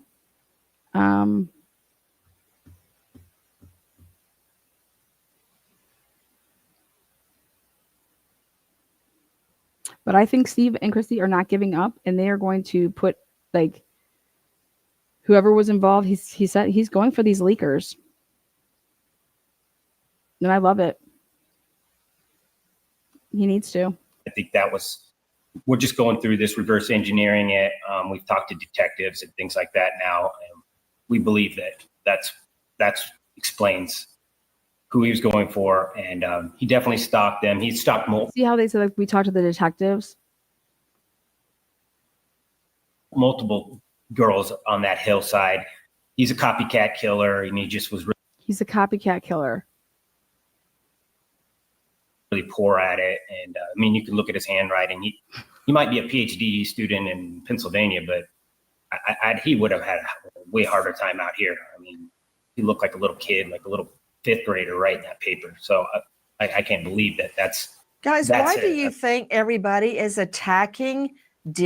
I have on several occasions not received all items of food on my tray. I wish to, without exemption, receive these replacements. Dylan and Bethany acting like they did something wrong or even part of the murders. It's insane.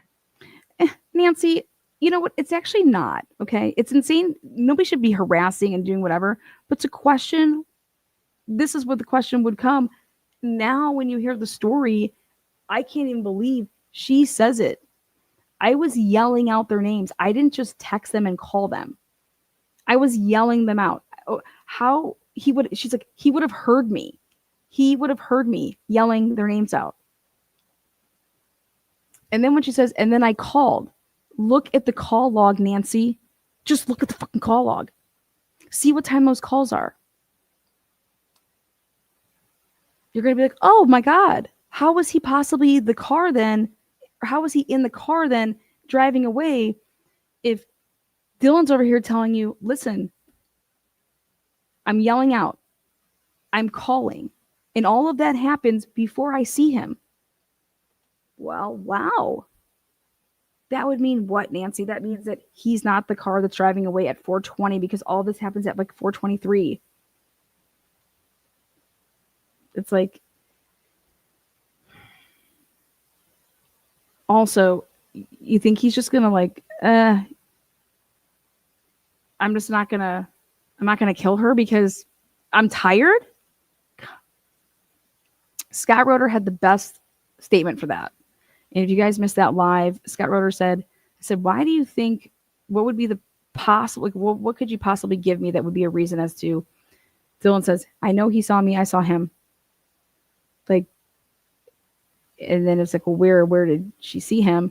And he said, well, if he changed clothes and he was already out of the clothes that he, that were all bloody, okay, and he knew that I got to get out of here because I can't get these clothes all bloody because these are the clothes I'm getting in a car, my car with. So he was saying like that to me would be the only reason that if you had a plan, and it would be, that would really fuck that up. And I said, that was the only thing to me that was worth a damn was that, Scott Roeder also said that you wouldn't be looking for somebody that's ambidextrous because what he saw in Maddie's room was her left-handed, looked like somebody was using their left hand. And he said that this person was very slow. They weren't running all around the gravity droplets. So, this is not somebody that's panicking.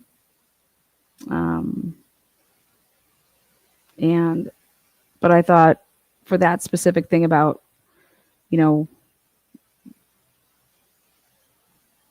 hearing Dylan, she supposedly says she's opened up her door 3 times. And then he said, or she didn't see him and he didn't see her, but I thought that it was really interesting with the whole changing of the clothes that, yeah, I couldn't get all bloody. Like, I got to get the fuck out of here. But so I thought that was very interesting. Again, it goes to my whole big key word of time, TIME, which I cannot believe that the police are trying to say that this happened in 2 minutes and 30 seconds. 2 minutes and 30 seconds.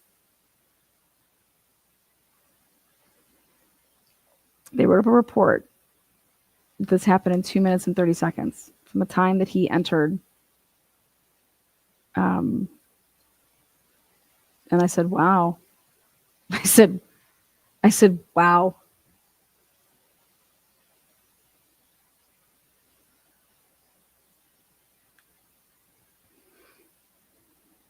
And yet he didn't transfer anything into that car.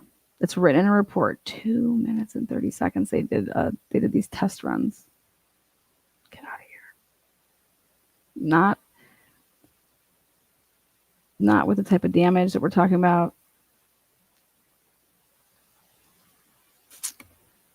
I hate it. We absolutely hate it. And it just, I fear, and these girls are so young, and for them to have to deal with this for forever.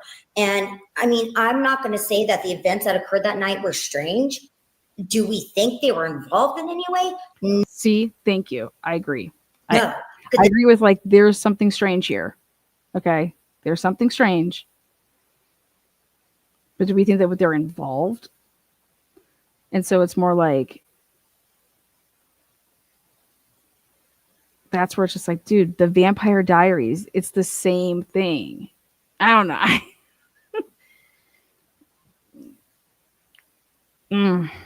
They have saved the kids if they were to call 911 right then and there? No.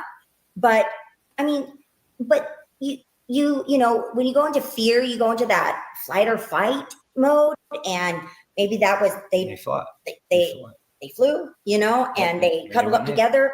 It is very clear. You know what's interesting about what you said when you were talking about you saw LA law enforcement come up in your driveway, you ran to the bedroom. That, I mean, it's hard to explain in the heat of the moment, the fog of war, why anybody does anything that they do. Yeah. Why did I throw all my books down? I don't know why I did that. Why did you run to the bedroom? I don't know. Why does anybody do anything? For me, you see a masked man in your house and you don't call 911 or go and check on your roommates after you think that they have left. For me, it would be like the whole, I wouldn't be able to go to sleep if I thought I saw a man. Like, this isn't just hearing a sound. Like, that's totally different. Oh my God, I thought I heard, someone open up the door. That's hearing a sound. Okay. Here, they heard these sounds, right? And then one of the people say that they saw a masked man in their house. And I'm just thinking, okay, how do you not, let's say fucking you didn't want to call 911 because you've been drinking and then you're going to call the cops here, or we don't have this rule because we're in Greek life. How do you not call Hunter like you did when you wanted to call him over at 11:45? Why wouldn't you be way more scared at, I don't know, 4 o'clock in the morning, 4:30 in the morning versus a quarter to noon? Also, you have like all those houses and apartments are just so close around there, and you're like friends with all those people like very, very well. The only way I wouldn't take a run for it is if I thought that there was more than one person and I didn't know where they were. Okay. Because if I'm going out like downstairs and out by where Bethany's room is of the front door, well, that I wouldn't do that if I thought that there was more than one person. Even if I thought somebody went out the back door and it was just one person, the way that Dylan was thinking is she's like, why was someone scaling the wall? Like, why would they go that way? Like, I don't know. I just know that I'd be freaking out to the point that I wouldn't be able to just fall asleep. So I think that if I didn't call 911, I'm definitely calling friends or telling them, or I'd be calling people out and saying, hey, what the hell are you guys doing? Okay, this isn't funny. Like, knock it off. If I thought it was a joke, you don't see those type of text messages.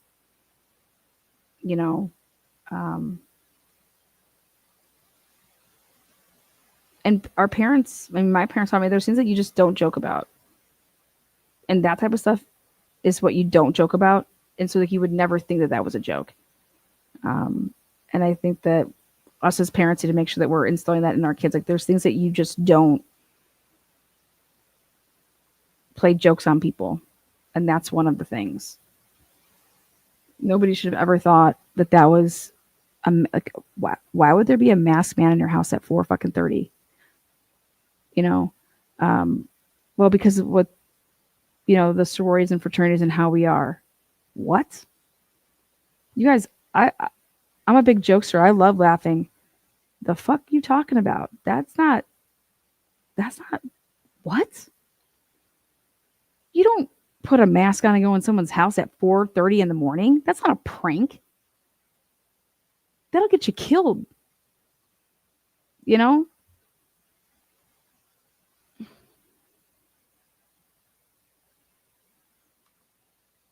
It's not good.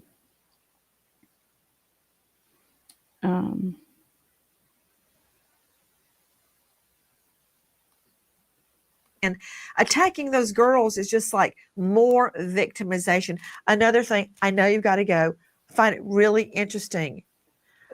Nancy, no, they don't. You probably do, though. They're like, go where? I know you gotta go. That Washington State had this long history of his anti-woman, misogynist, stalking behavior and did nothing. That's really interesting. If he had been thrown out, he wouldn't have even been there. Exactly. Yep. He should have been thrown out before he ever killed these kids. That's the truth. If they should have set a standard and said, look, we don't put up with this in our university. You cross the line, you're done. It's not even our decision. It's just your behavior. We're holding you accountable. You should behave like this. That's the expectations in Washington State University. And you either do it or you don't. I mean, he had 13 in the first semester. The first one came in August. That's the first month that you come to school. and then 12 after. And again, I want to see these. I want to see these formal complaints. I want to see. I have all the ISP interviews. I want to see what this is. November had a huge, Thanksgiving break. And then he didn't even go the whole month of December. He took off like December 9th or 10th. And there's 13 formal complaints. What were they doing? What was he doing? Following them, stalking them? Just being, would kind of act aggressive and stand in doorways from what we've read. And the girls would have to like walk past him and like, yeah. Guy should have been punched in the face. He was a creep, man. He's a disgusting creep. The kind of guy, we even heard about it from the Seven Sirens bar where those girls put a little note, said, hey, if you get this credit card, watch out for this guy. I mean, he's been doing this his whole life and we didn't stand up to him. And we need to start standing up to these type of bullies and hopefully Idaho will get it right. Hopefully those prisoners in there, they'll do the real justice. They'll act like real men in there and they'll handle it. Okay. I have one thing to say about that. Listen, guys. Okay. This little group with this little PhD program. Okay.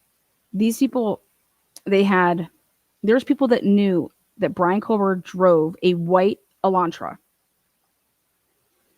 If you're not a car person, at least you would know that he drove a white sedan. Okay. None of these people called in a tip to the tip line to say, hey, I know this may be way the fuck out there, but and then blah, blah, blah. These people are in the criminology PhD criminal justice program.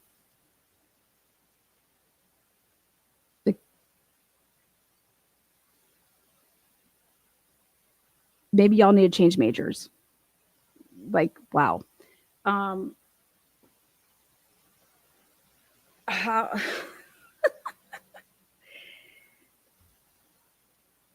it's mind-blowing. And then you have this dude. He's getting parking tickets left and right. Literally started getting parking tickets in September. Parking tickets on campus, the $60 ones. Okay, I'm working on narrowing it down. I'm getting all the locations and I'm going to put a map and I'm going to show you each where these were. Okay. 7 parking tickets, $60 a piece. He got one on 11/21, 2022 was one of them. Literally just right after internally they knew, and Tyson Barrett calling Idaho and calling WSU and saying, white Honda Elantra. Got a ticket on 11/21. Got a ticket on 12/04. Got a ticket on 12/8. Was it? And then, like I said, 7 of them. 7 of them.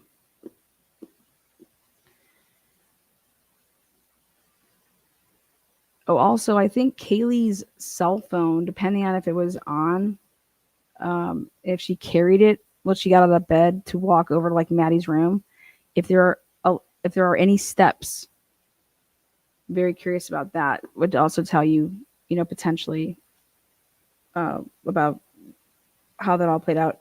I would love to see these people's cell phone records in terms of their steps. I mean, but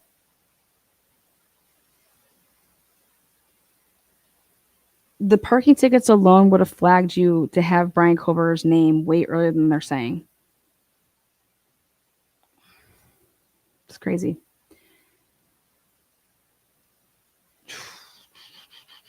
But I've been reading these student faculty interviews, and I think we need to get the recordings because Mike Van fucking Leuven and his fat fucking ass wrote these fucking reports, and he's horrible at his job. So I think we need to hear the interview. And someone needs to, Nancy Grace, go put a microphone in front of these people at WSU that are the faculty. If all this was just so alarming and he was doing all of this wild shit, this should be documented. But I don't know what to get somebody's records like that, a subpoena should have done it.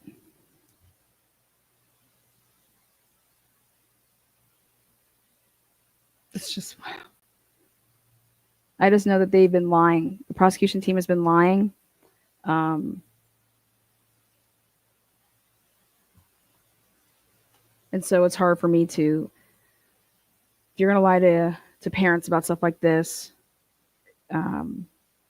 put them through and make them go get FOIA. I mean, just,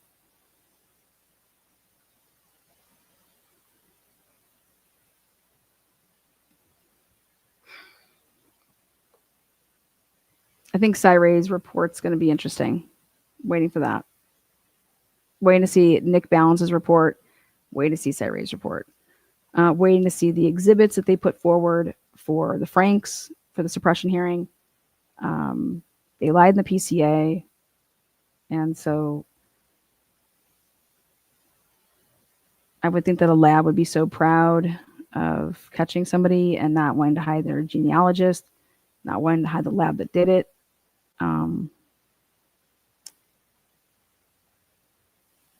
Integrity matters. I think if anybody out there has watched the Karen Reed case, for her to be found not guilty, even though her taillight was shattered all over that fucking lawn, she was found not guilty because they said that the car didn't hit John O'Keefe. Well, then how did her taillight get there? Oh, it was planted. No way. There's police officers that would do that? Why? Come on.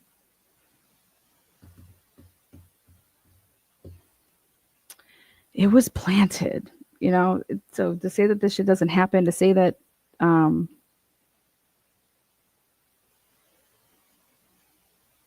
this should have went to trial.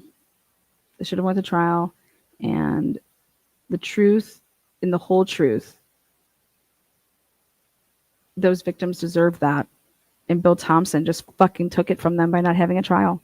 And I just don't think that, I don't feel like murder cases should have capital cases, a plea. I don't even think that should be allowed. And then not just these, but any person that would be a victim of something like that, they deserve better. And they definitely deserve better than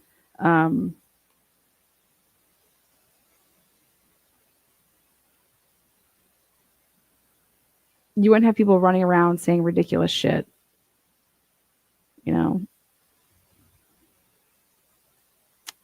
Sad.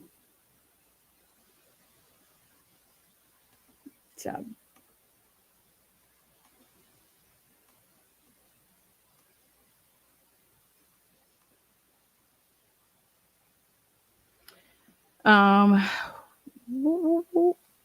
Want to show you guys one thing as we get geared up for Sheldon Jeter Jr.'s huge purge right here really quick. Those of you guys that don't know the case, I worked with their family, with Sheldon's family. He was wrongfully accused and convicted of a murder. It's got the whole thing. It's got corruption. It's got the cops. It's got drugs. It's got a pretty school teacher. It has all facets of the whodunit. And so I want you guys to take a look at this. And please follow along if you are interested truly in helping right the wrongs, because the more eyes and the more people that we saw what happened in the Karen Reed case, and I don't believe that that's possible without the people. And that's why I truly wish that Turtle Boy would get what he's owed. And I do believe that he's owed something, because I do believe that he started a movement.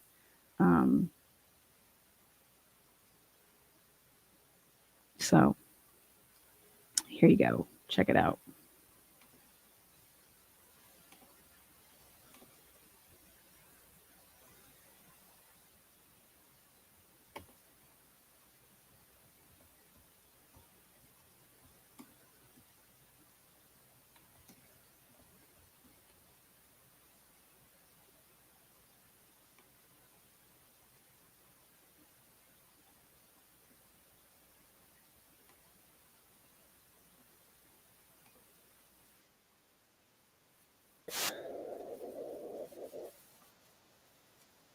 Two people questioned in the murder of Rachel Del Tondo.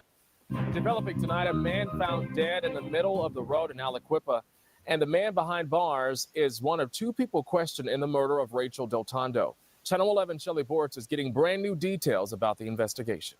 A former Aliquippa football star is sitting behind bars here tonight after state police charged him in the shooting death of another Aliquippa man. Yeah, I was really surprised and shocked. Chuck Heitman has lived in this Aliquippa neighborhood since he was 10 years old.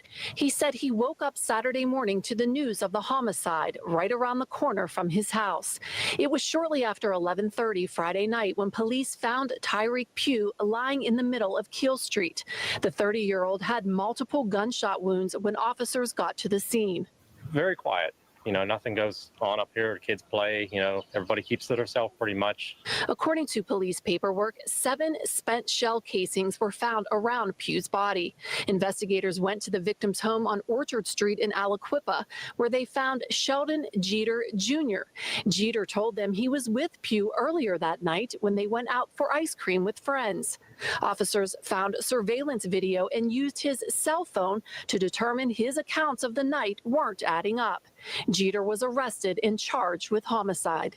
If the name Sheldon Jeter sounds familiar, it's because he's been linked to the murder investigation of Rachel Del Tondo.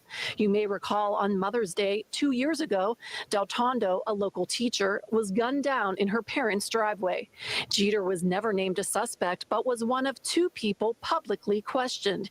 He denied any involvement. The case grew national attention. No one has been charged, and the case remains open. All right, so here we go. Back in 2018, school teacher Rachel Del Tondo was gunned down on Mother's Day. She lived at home still. She was engaged to Frank Atropa, who was basically, they call him the Wolf of Aliquippa. Businessman. His dad was a cop. He didn't follow in that path, though. His dad, we'll get into all that, but there was rumors going around.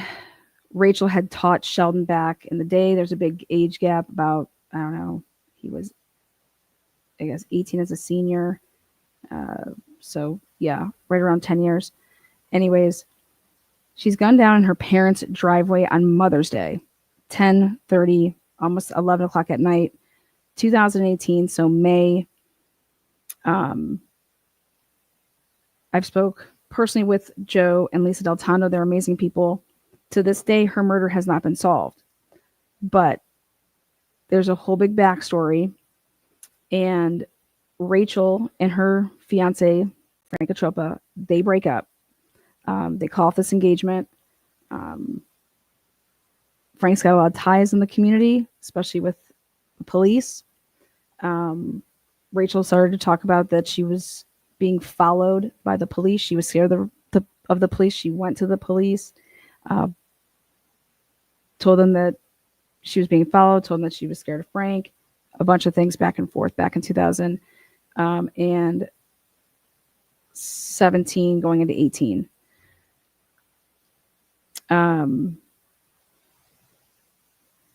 At her crime scene, she was shot 9 times, and they lied and said that this was like a crime of passion.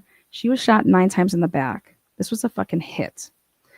She was laying on the ground of the driveway right out here, and she had just gotten dropped off by a police officer's daughter. Okay. This police officer's daughter was also a lot younger. But she had graduated early, so technically she was like a freshman in college, but still she was like 18 years old. She knew who Sheldon was. Rachel and Sheldon had hung out. These families in this small area knew of each other. Sheldon was a two-sport, very, very, very good athlete. Went to states in basketball. He was the football quarterback. When she's gunned down and murdered, it was, how can we pin this on Sheldon Jeter Jr.? He was with friends. He had dropped some people off. He wasn't at home playing like his Xbox or whatever. They came and they served a search warrant at his house. They took his clothes. They took his Xbox. They took a ton of shit. Nothing there. They questioned the fiance. Okay. Nothing there. Well, they obviously didn't arrest anybody. They had Wendy's surveillance cameras. But at the scene, she was shot 9 times. Somebody picked up all 9 of those casings. They weren't on the ground. And this happened so quick because one of the neighbors was outside where Rachel lives, and he called 911 pretty quick after hearing the gunshots. So the police in Aliquippa have to bring in, now they have to bring in Pennsylvania State Police because they were on probation. But for this murder, for Rachel's murder, they basically fucked it all up. They had the girl that dropped off Rachel had texted her and had said, hey, I'm coming back to get you. I just have to drop off Ty. And then I just didn't want him to hang out with us because we're just going to have girl time, So I'll drop him off and I'll be right back. Just go for a walk. Like literally texts her this, like, just go for a walk. And Rachel writes back like, haha, what? Literally, Rachel is shot within 30 seconds after Lauren, the girl that she went out to get ice cream with Sheldon Jeter's half brother, actually. She was shot after that type of a text message. Whoa, right? So 2018, nothing happens. 2019, about a year from the murder, Sheldon is found. The cops drove by and they try to put out a article that he was on drugs or on like drinking, and that they had to use Narcan and all this crazy crap, that they just found him unresponsive in the middle of the street. And I've talked with his family. I've worked since 2021 with his family, his mom, his uncle. It's a preacher family. I think they run a couple different churches. I know one for sure. But I'm like, hey, whatever happened back then? And it's like, yeah, we have the reports. I took my son and went to the hospital. He didn't have anything in his system. Why they would ever give him Narcan? Why they would ever? They just mess with my son. They're trying to get him on that Rachel murder. Within a year from that would be 2020. And then that's where I came involved when there was a shooting during COVID. And one of Sheldon Jeter Jr.'s close family friends, who his family basically raised, Tyreek Pugh, was shot and killed again, laying in the middle of the street.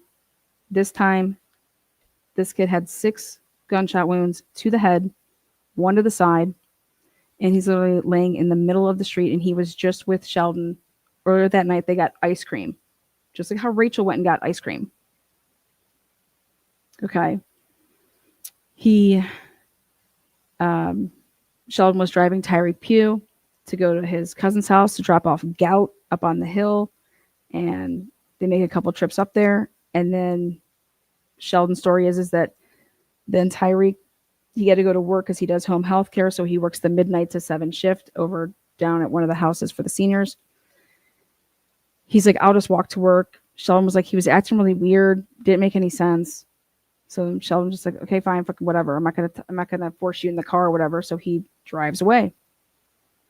Next thing you know, the cops respond to a body in the middle of the road. But the 911 caller, when he called, he said that it looked like somebody had gotten hit by a car and that he was standing right over the body.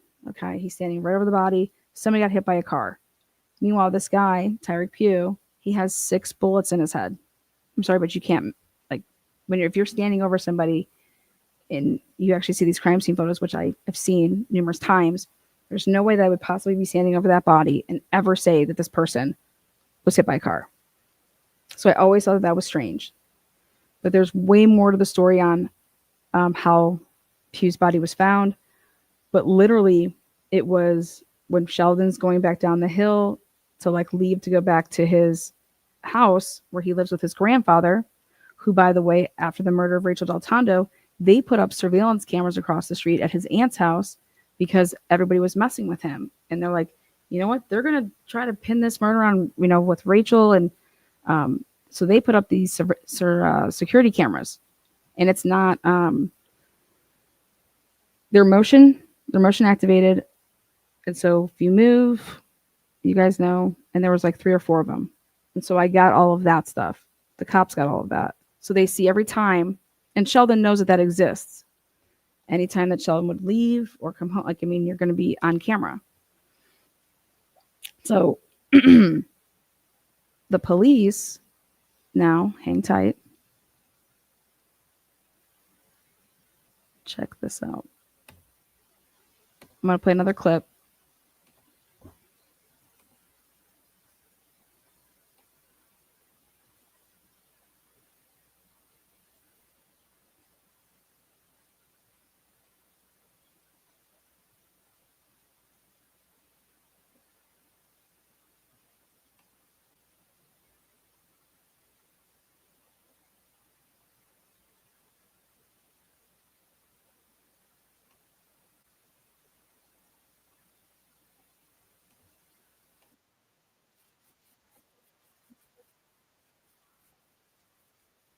On 48 hours.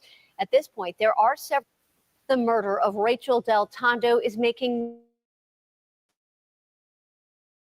national news. Her case will be featured tomorrow night.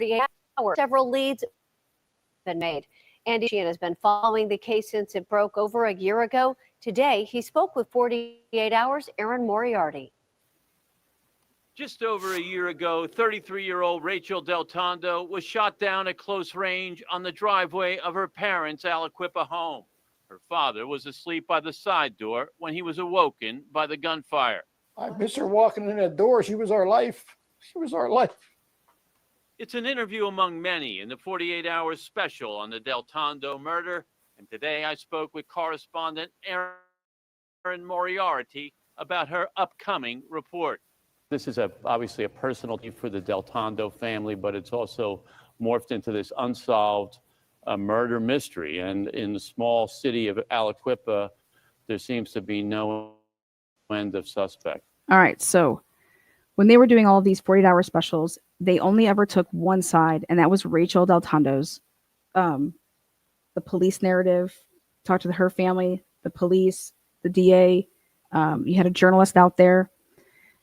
But they had never talked to anybody from the African-American community. All right. So when I had found out about this case, which was after the shooting of Tyreek Pugh, because this was in 2020, but I obviously knew everything about Rachel in 2018. Then this happens in 2020. And I was like, dude, this doesn't make any sense. You're going to sit here and tell me that there are shell casings at Tyreek Pugh's murder, okay? So if Sheldon was supposedly, they're trying to say that we could never get Sheldon on Rachel's murder because, they just didn't have enough. And I was like, so let me get this straight. Sheldon decides to go out and buy a gun 6 weeks before, which he didn't ever owned a gun before. He decides to go out and buy a gun in 2020 at the end of March, and decides to, for no reason whatsoever, shoot and kill, execution style, basically, one of his good family friends that his family basically raised out of in this neighborhood. So much so that he had the same address as Sheldon, because Pugh would come back and forth from his grandfather's house. So Pugh back in the day wrote when he got his license, and he put in, 127 Orchard Street. So he's so smart to take the shell casings in the Rachel Del Tondo case to use a unmarked gun. Gun's never been found in the Rachel case. But then in the Tyreek Pugh case, you think that he goes out and buys a gun 6 weeks before, is seen going and getting ice cream with Pugh, driving around with him, going to drop off gout medicine at his cousin's house for his cousin's father-in-law, and then decides, hey, everybody knows that I'm driving him to work, but I'm just going to pull off the side of the road and in the middle of the road shoot this kid 6 times in the head, and one time I graze him on the side.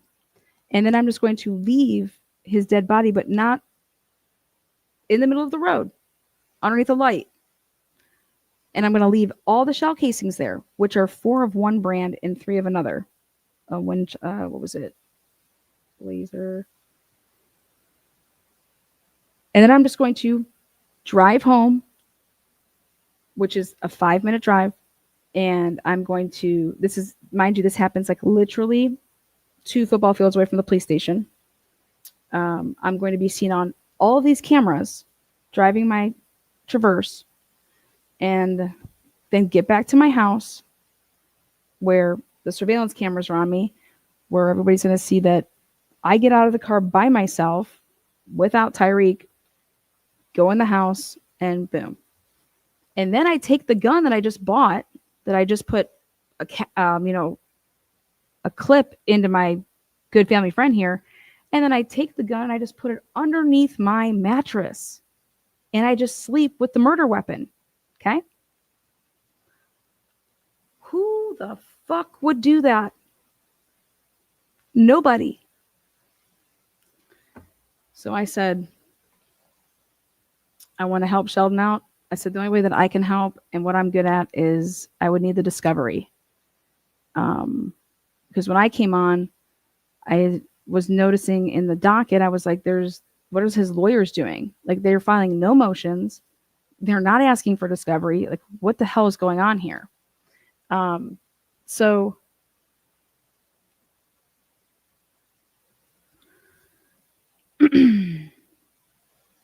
talking to the family, asking them, certain questions, asking them if I can come and film, and gather all this stuff, put out a podcast about it, bring awareness to the fact that there's a way bigger issue here. This isn't some kid that killed Rachel Del Tondo in 2018 and, I got away with that murder. Now I'm just going to go kill a great family friend here in 2020. But this time I'm going to be so sloppy to sleep with the murder weapon and leave all the shell casings. Right? So what I'm going to start doing here, you can go and check on my channel if you want to see all the episodes I did back in the day, but I'm going to bring everybody and rope everybody in from the beginning, because Sheldon has a huge evidentiary hearing on September 30th of this month, 2025. When I went to Sheldon's trial back in June of 2021, I noticed that family members were saying that they knew one of the jurors. And I was like, what? I said, what are you talking about? Oh, yeah, that's the neighbor of Rachel Del Tondo. I said, excuse me? Now, mind you, Rachel, this is not for Rachel's murder that he was on trial for back in 2021. It was for the murder of Tyreek Pugh. His amazing defense team, which is being sarcastic, his amazing defense team thought that it was a great idea to not ask the jurors any questions about the Rachel case and just don't bring it up. And let's just hope that they don't associate and remember the Rachel Del Tondo case and that Sheldon was a person of interest. I said, what? How was that? I said, that's not strategy. I said, that's what voir dire is all about. You get rid of the people. And then when you show the judge that, hey, we're not able to get a fair trial here in Beaver County because everybody knows Sheldon because of the Rachel case. But no, these lawyers who were not public defenders, who the church went out and helped the family pay for, this was their bright idea.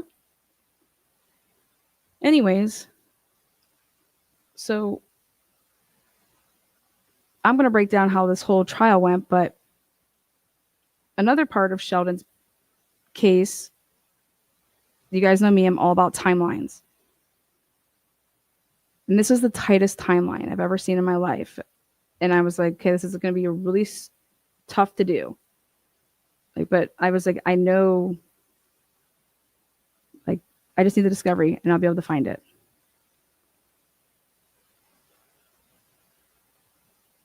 And so let me see the 911 caller. Who is the 911 caller? Can I hear the 911 call?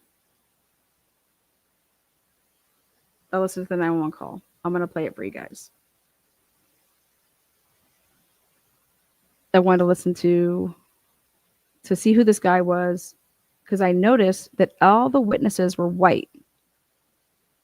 The 911 caller's white. The 3 other witnesses that came back down to the body, after they said that the one kid passes the body, and he said that he went up and got his buddies and then brought him back down. So, and this is a predominantly black area. And I'm like, oh, I was like, why is everybody, I mean, no offense, but why is everybody white? Like, what the fuck? There's no black people. I was kind of like, I was like, whoa. So I want to show you guys something. I'm going to leave you with this nugget for tonight. And then I want you guys to come back and follow me showing you guys. And I'm going to show you this discovery. And I'm going to show you what Pennsylvania State Police said. It's the same PSP, same thing that people that arrested and did everything with Brian. They don't have body cams, so there was no body cams, but they did take audio recordings, and then they video recorded interviews at the station, at the barracks. But now,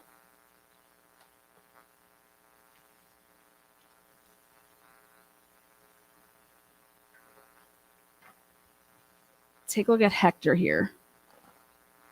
Ready? Take a look at little Hector.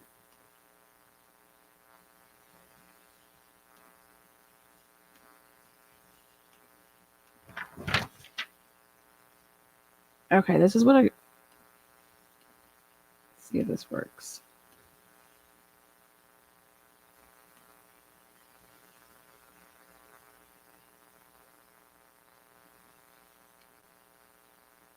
Okay, perfect. This is what a crime scene log looks like. So you'll hear me talk about it here soon in the Brian Colbert case. But just like how they were roping it off in the Brian Colbert case, they said, okay, start a crime scene log. Anybody that comes in inside the tape, what time and what time they leave. Okay. So that's what this is. And as you can see, this is a 1, 2, 3, 4. 4 first people. One of them is a 911 caller. One of them is the first person that passed the body going up the hill, but didn't stop. He got his friends, put him back in the car, and then went back down to the hill.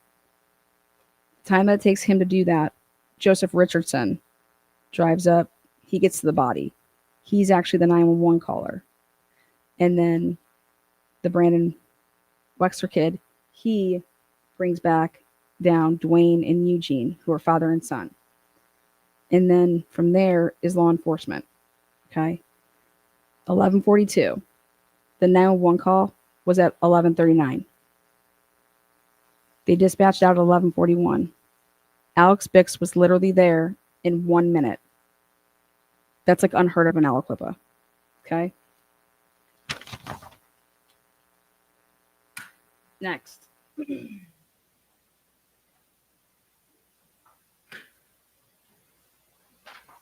I said I wanted the 911 call. Right here, it's the Beaver County Emergency Services CAD call for service report. On the 911 call, now mind you, there's cameras over there in this area, and I'm going to break down the area, and you're going to be able to see it crystal clear. But what the 911 services there in Beaver County. What they do is when you call 911, if you call from a cell phone, they will do what they call it's called a locate call. It's like a trace locate. And so when you call, they're then within so many seconds are able to use your latitude and longitude to tell where you're actually at from wherever you're calling. It trace locates you.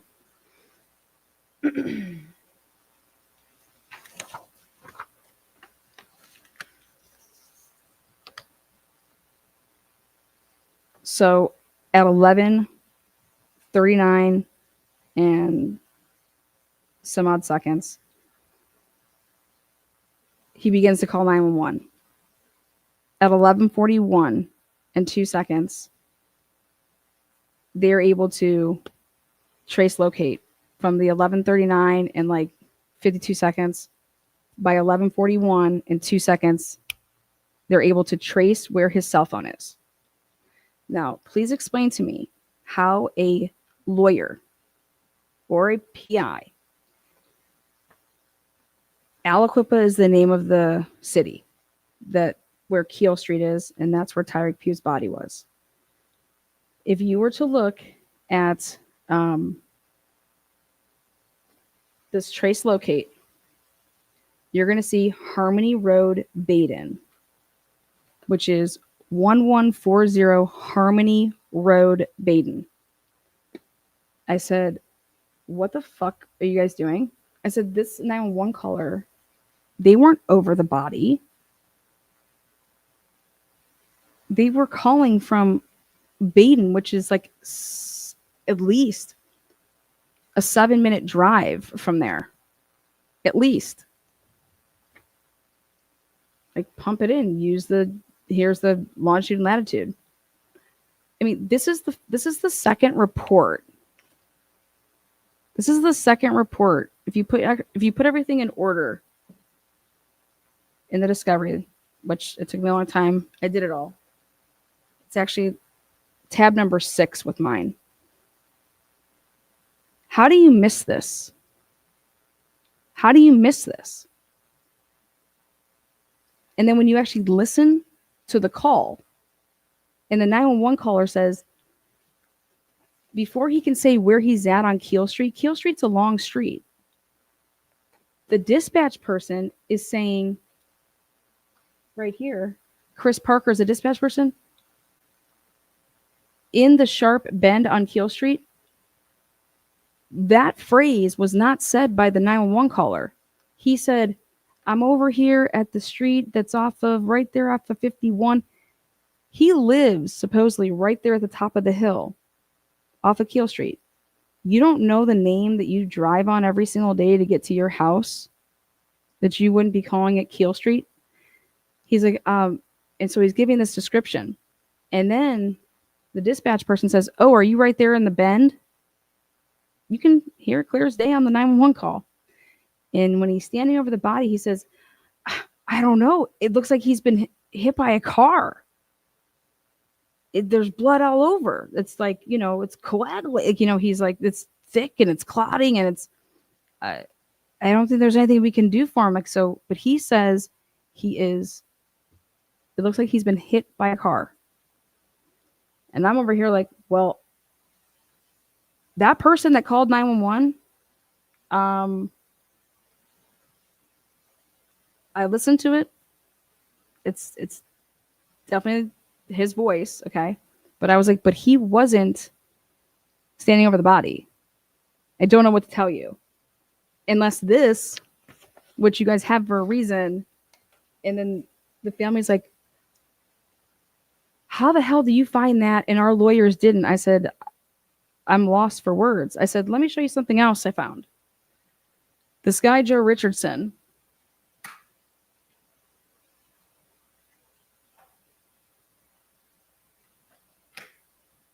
he was driving a van, okay? And hold on 1 second.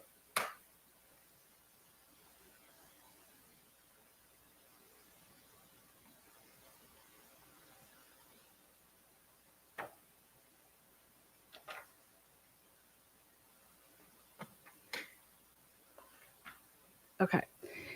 Joe Richardson's driving a van, and right there at the bottom of Keel Street is it's called Two Cousins Convenience Store, and they have like 14, 15 different cameras.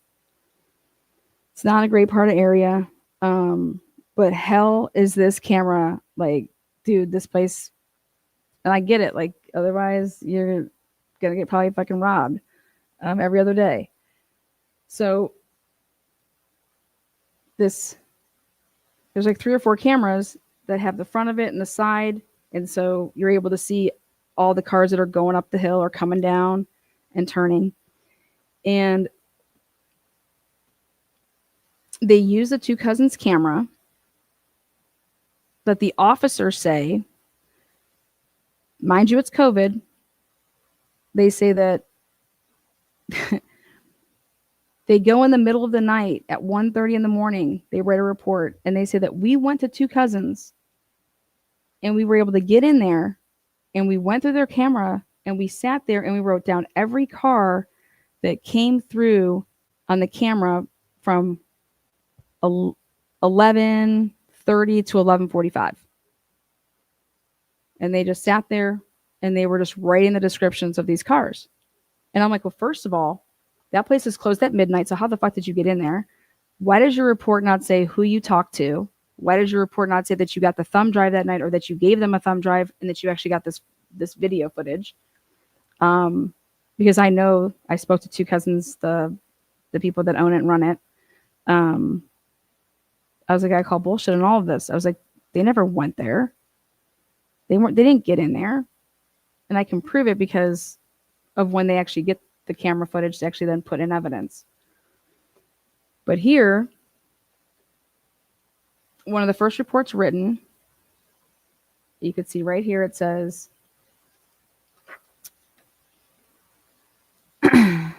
myself and Trooper Daniel Smith were dispatched to the area of 246 Keel Street to assist with a deceased male on the road. Upon arrival at approximately 12:06, members of the Adelson Police Department advised that they corridored off the crime scene with yellow crime scene tape. So members of the Adelson Police Department, they are on suspension and they have to call PSP right away. They are not allowed to work any cases. So that's why PSP gets called in right away. So they're not allowed to work any cases. So PSP has to respond right away. This is how bad Aliquippa is, Beaver County. And this guy writes his report. He's like, okay, inside the crime scene tape, when I arrived, there are 4 civilians that are inside the crime scene tape. That's Brandon Wexler, and then the 2 dudes that Brandon Wexler went and got, which was Eugene and Preston, and then Joe Richardson, the 911 caller. Okay. He said the deceased male on the roadway was observed to have multiple gunshot wounds. Inside the tape, I observed a burgundy Kia Sorento. So SUV Kia Sorento burgundy, and gave the plate number. And inside the tape, I observed a silver Chrysler Town and Country minivan. And I said, wait a second. I said, a silver Chrysler Town and Country. I said, now, it's so funny because we've been going all crazy ham about white Elantras, right? So before I ever got into the white Elantra mode of life, all right, I had the pleasure of hunting down and learning all about minivans. And there's a reason that minivans are so important in this case. So I came to learn that Joe Richardson, the 911 caller, he lives in one of the houses that are up on top of the hill. It's not that nice of an area. Back in the day, you could get these houses for like $5,000. Okay. But they're big. They're actually big, nice houses. And if you take care of them, I mean, they're like the old, like, I don't know, you'll see them. Anyways, I noticed that in the driveway and parked out on the street, Joe Richardson has like 4 fucking vans. 4 vans. And none of them have license plates, except like one of them. I'm like, what the fuck? And I'm like, silver Chrysler Town and Country minivan. And it has temporary tags on it, and it's located within the crime scene tape. Okay. However, When PSP arrives and the crime scene people arrive and start taking pictures, the Aliquippa police officer, Alex Bitts, decides, hey, I'm going to move your town and country van up out of the way so that they can take pictures. This cop, Alex Bitts, gets into the minivan, moves it up out of the way.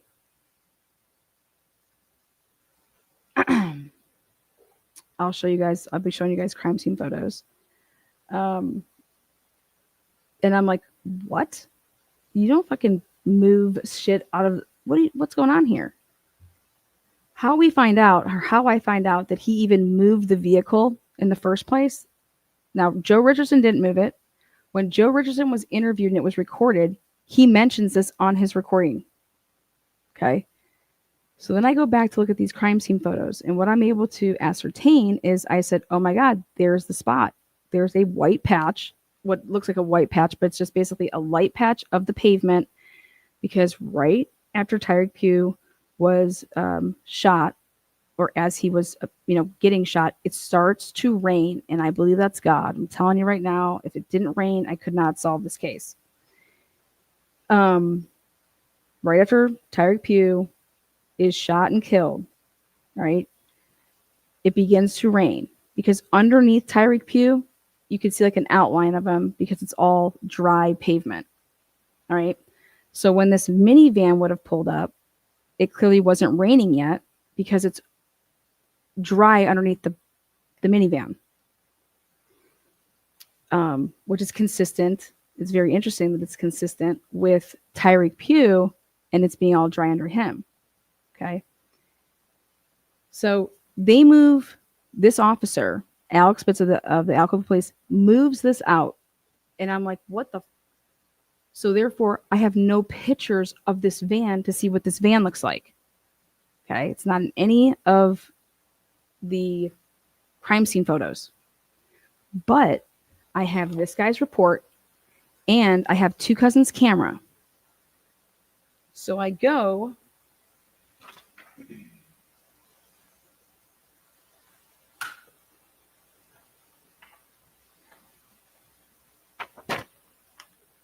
And I locate this report. And this report is literally, it's absolutely crazy. They try to tell the world in open court that this is what they did. That, hey, we walked down at 1:30 in the morning and went to Two Cousins, and we were able to just waltz in there and sit down, and we were just starting to review their surveillance videos. And we were, from 11:31 to 11:45, we were just taking notes of all the vehicles that were passing by. Okay. Now, Sheldon owned the Chevy Traverse here. Okay. But as you can see right here, do you see Dodge minivan turns onto Cochran from under? This vehicle is later determined to be Richardson, the 911 caller. What sticks out to you right there? The word Dodge. That sticks out to me. Dodge minivan. Not a silver Chrysler Town and Country. Silver Chrysler Town and Country. Dodge minivan. Okay. Also, what stuck out to me is up here a silver 4-door Chevy Cobalt. Why this will be important is because I did backgrounds on everything. Every cop, I went and saw what type of vehicle they drove that wasn't a patrol vehicle. Now, Lana, why would you do something like that? Well, because one of the cops was not on duty, and he somehow made it to the crime scene within 1 minute and 30 seconds. He was never dispatched there. His house is 15 minutes away. How the fuck did he get there in 1 minute and 30 seconds if he found out by listening to I was just listening to the radar? The fuck you were. Even if you were, I don't give a fuck. No way you can make it to that spot in 1 minute and 30 seconds. But really interesting is that you do own a Chevy Cobalt in your vehicle. Potentially, if it's yours. is actually seen turning to go up the hill 2 to 3 minutes before Sheldon's coming down the hill. All right. But there's more. So I check out this. I'm like, okay, that's not the same vehicle. Dodge, Chrysler Town, they're different cars. Then I come to find out Joe Richardson has multiple vans. Then I come to find out, right, that Joe Richardson was not standing over the body when he called 911. And then the cop moves the van out of the pictures, right?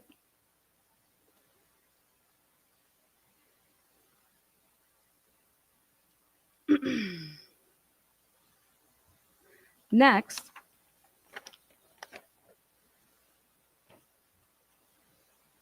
now, the same guy, Alex Bitts, who moves the van and is also at the crime scene within a minute and flat. First one there, he pulls up his Aliquippa police car. And I listened to the other dudes' interviews. Brandon Wexler, I was like, what do you mean he passes the body and then he goes and gets people and then comes back down? I got to listen to this kid's interview. You know what I mean? This is crazy. This makes no sense. It doesn't. But we're going to come back to Brandon because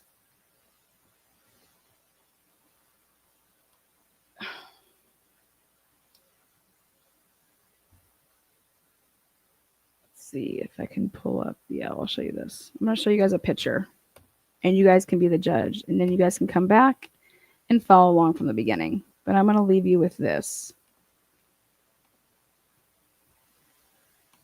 I studied this case for a whole year.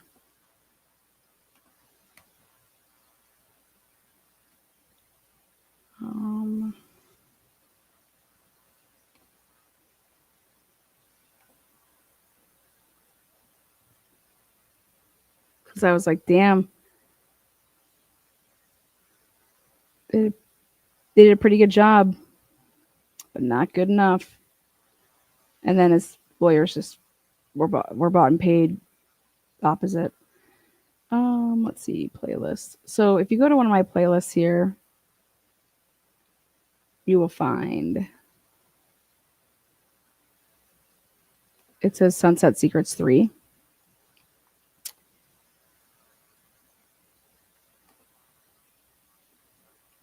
Oopsies, videos. Okay.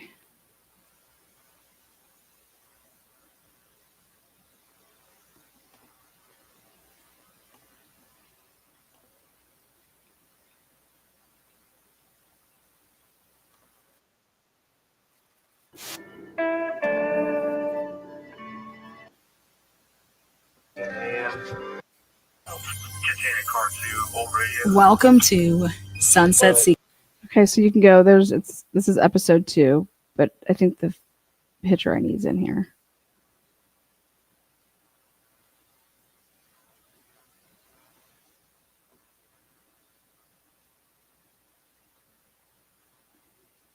Okay.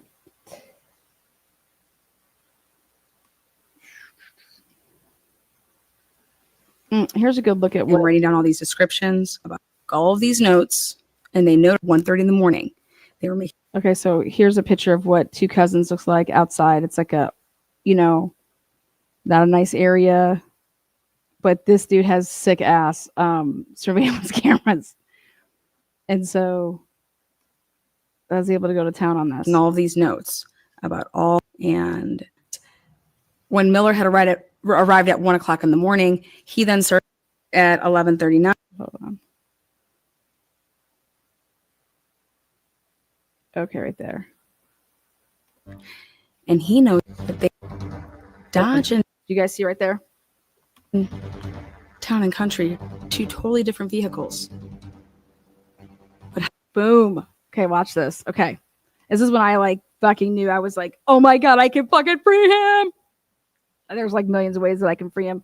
And I'm so fucking pumped about it because this kid is innocent as they come. He was framed. We were talking about framed by the police. Okay. People on duty. Whew, this wasn't like some accident gone wrong, Karen Reed style. This was a planned frame because they wanted to close the Rachel Deltondo case and they needed to pin a murder on him. And then they were going to then, okay, we'll get him for one and then we'll be able to piggyback it and get the Rachel case off our back. Right there is where, right in front of the screen, that's where this van was parked. And the way that he said he did it is I pulled up so I could block the body so that way people coming down the hill wouldn't hit him. Okay. And I'm looking at that. And I'm like, okay. Where Tyreek's body is it's not directly like in the middle of the road. It's actually on the left. It's in the middle of the left lane. Okay. It's a very tight little street to go up the hill. But there's that spot. Okay. And it's so important. They ended up putting a tent over Tyreek's body because it started to rain. But when he was shot and killed and placed there, and I say placed, when he was put there, it hadn't rained yet because underneath Tyreek Pugh, it's all dry. Now, the order of which everybody says that they arrive at this scene is Brandon Wexler goes past it first because he sees the body, he says, but he didn't get out. He thought the shooter was still in the area. And I'm laughing. I'm like, okay, the guy standing over the body thinks he got hit. This dude sees somebody in the middle of the road and he's like, there's a shooter. How do you know he was shot? You know what I mean? Why did you see a shooter? Why didn't you think that he was hit by a car? And then when he's asked that, he's like, oh, well, because, it's just like a bad area. Okay. Anyways, he goes, gets his friends, his friend and his friend's dad. And he's like, dude, there's a body down there. It's in the, we got to go help him. So someone's got to call 911. It's like, you had a cell phone. Why didn't you call it when you were pulling up the hill? And then you guys still didn't do it. You get the friends, they get in the car. And he's like, I was right back down there because they got in and then we came right back down. And when we got back down, there was this dude, that guy over there, he says, he was parked and he said that he called 911. That's his story. And I'm like, okay, so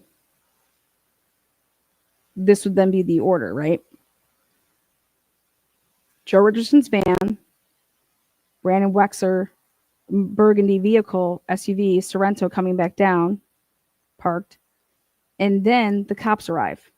That's what they say the story is. I said, okay. Town and country, two totally different vehicles. Please look down at that police car that's parked right there with the lights on. The first vehicle right there. Is it wet or dry underneath that police car?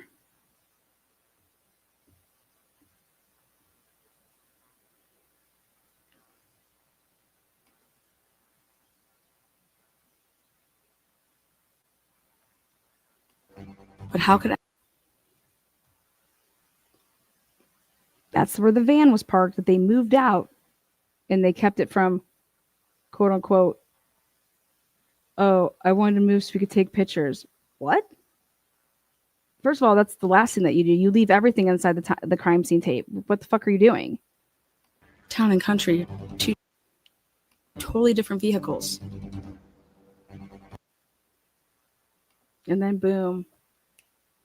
So that cop car is there and it's dry.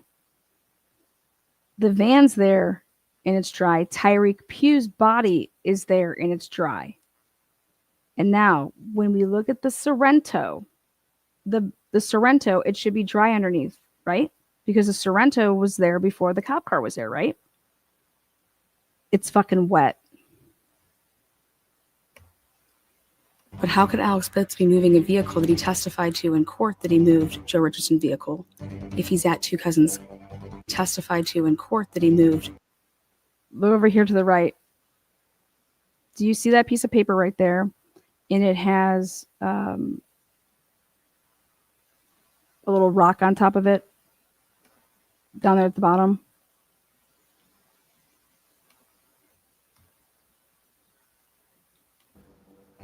But how could Alex Bitts be moving a vehicle that he testified to in court that he moved? Right there. You see that? Okay. There's so many things I could tell you about this fucking scene. So over here on the bottom of the left-hand side, that's where it's coming to like that dry patch. So the way that he said his van was facing, the way that he says it was facing, was going up the hill this way. Okay. That's what he said. Because he was coming home from work.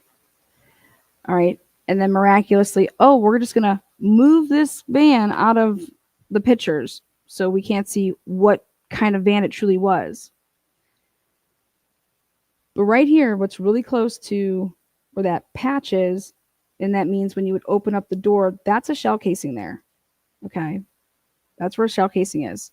There's 7 of them. 3 are in the middle. That's like one of them there. See where it says 2 and 3? And then. But how could Alex Bitts be moving a vehicle that he testified to in there? See that? So 1, 2, 3 like that. And I'm like, okay, one shooter, and you'd have, because if Sheldon's coming down the hill and they say he got out of the vehicle, made Tyree get out of the vehicle, and then he just basically executes him. Okay. And I'm like, well, look at where these shell casings are. I was like, there's 3 like this, but then there's 4 that are off on the passenger side, in and off to the side of the street, and in like the brush. I'm like, huh? I'm like, Scott Roeder, you need to see this. I think this is crazy, right? So hang tight. Oh, wait, there you go. It's a decent picture to see.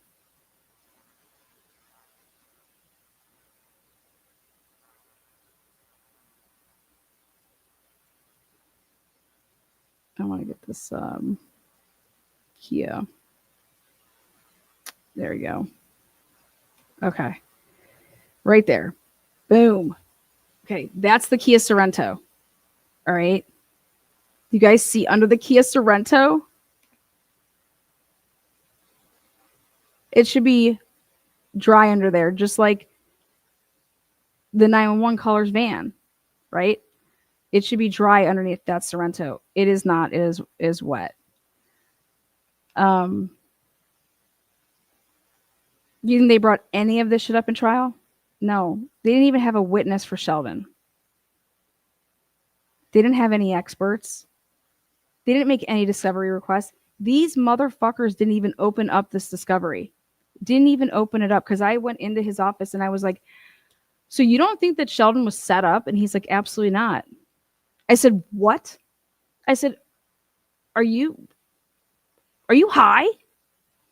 I said, so you think Sheldon slept with the murder weapon? That's really not the murder weapon, but you think he slept with the murder weapon underneath his bed? Like he's like, nah, nah, nah, nah, nah, nah.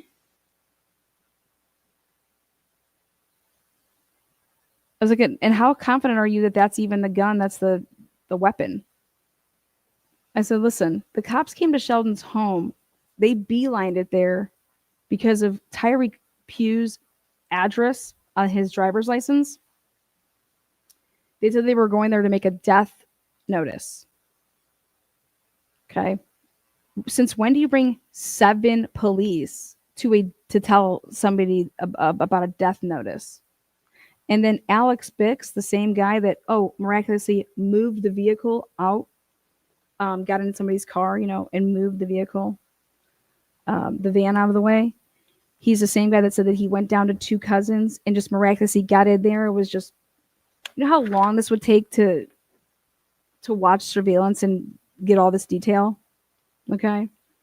and know what type of vehicles these are, you wouldn't know. Like, they're just so, you can't just whip this up in a matter of 30 minutes. Get the hell out of here.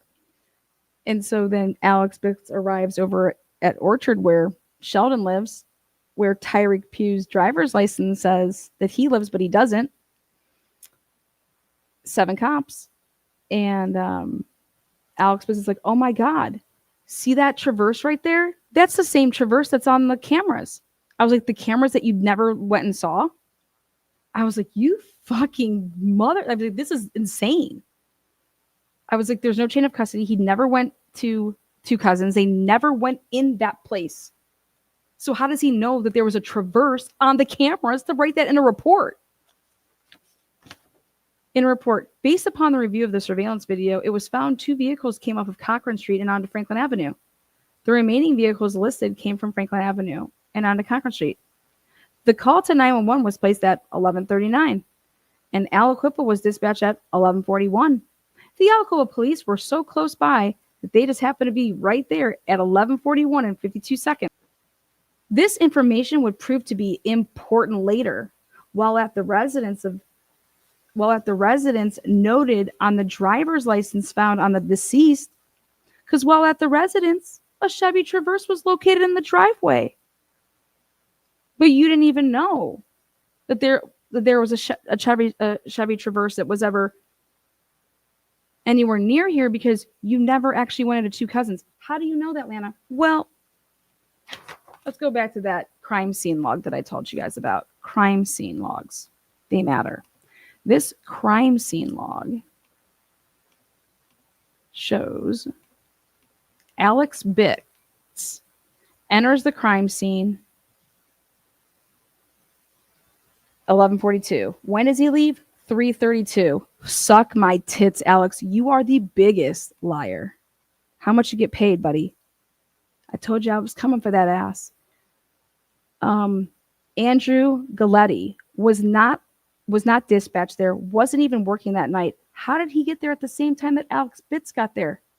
1 minute after? He lives 15 minutes away. You could not possibly have gone to 2 cousins at 1:30. You would have signed out of the crime scene log, right?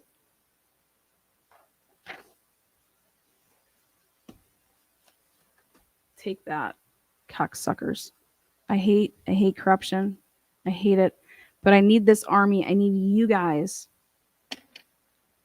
I need you guys to start from the beginning with this case. Let me show it all to you. And if you thought Karen Reed was crazy, this case is wild. Wild. Because when you want to talk about conspiracy, when you want to talk about cover-ups, when you want to talk about, wait, what, Sheldon Jeter Jr. paid money for attorneys and they didn't do anything? Yeah, they didn't do anything.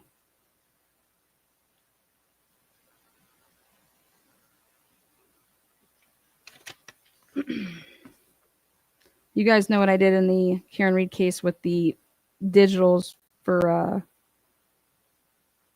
Jen, what's her tits' name? Her phone. And I showed you guys, listen, that watch in her steps and all that stuff. I did this back in 2021 for Sheldon. And Sheldon's phone, if they would have ever went and got an expert, could have proven a couple different things.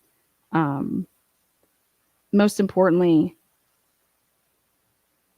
where they say that Tyreek Pugh was shot and killed, he wasn't. He was put there.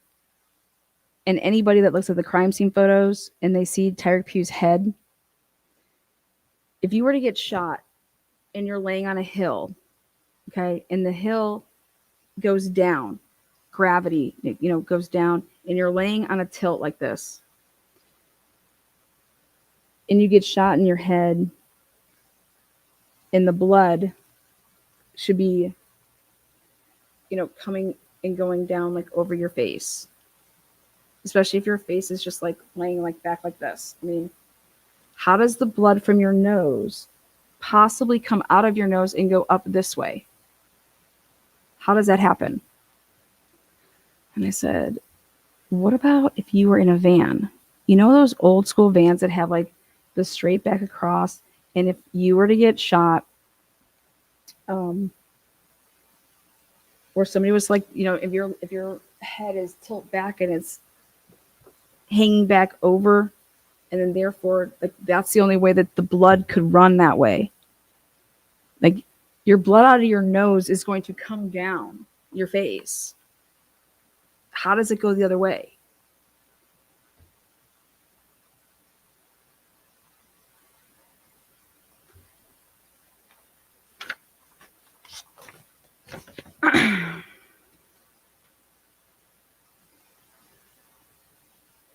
Because his head was facing downhill.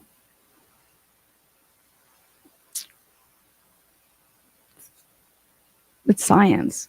How could anybody look at these crime scene photos, I thought to myself, and look at this and think this is not staged? Like, these shell casings make no sense. So I was like, fuck this. Scott, would you please? I will personally find it a way to pay you. Just look. Just look at the case.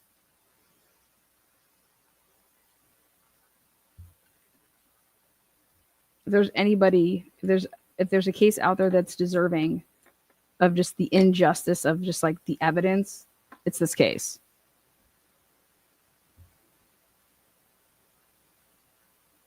These lawyers should be disbarred. These people should be arrested, these cops.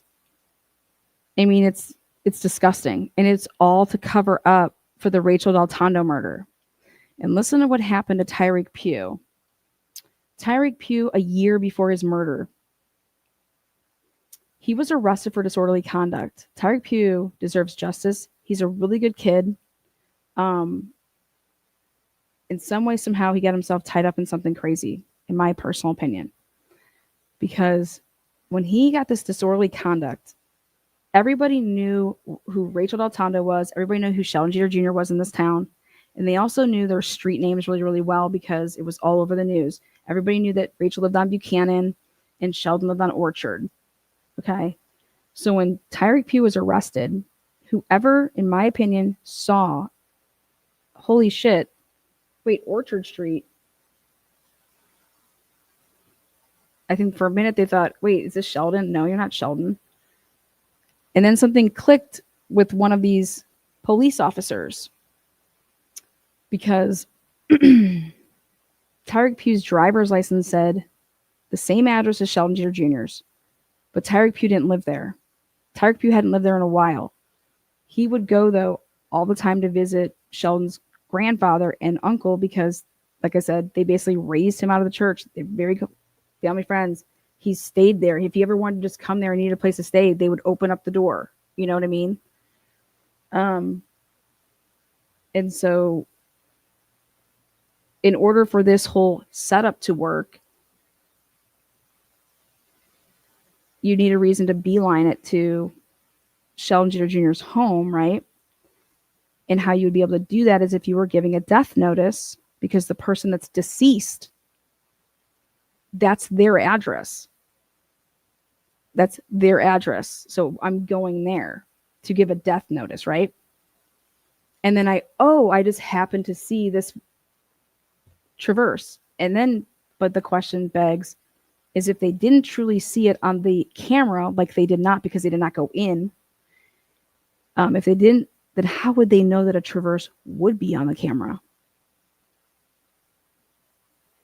Because they were following Sheldon, and they had been following Sheldon, leading back to the year after Rachel Del Tondo's murder, when he was found on the side of the road, and they said, "Oh, we had to get him Narcan." Sheldon doesn't do drugs. Sheldon doesn't drink.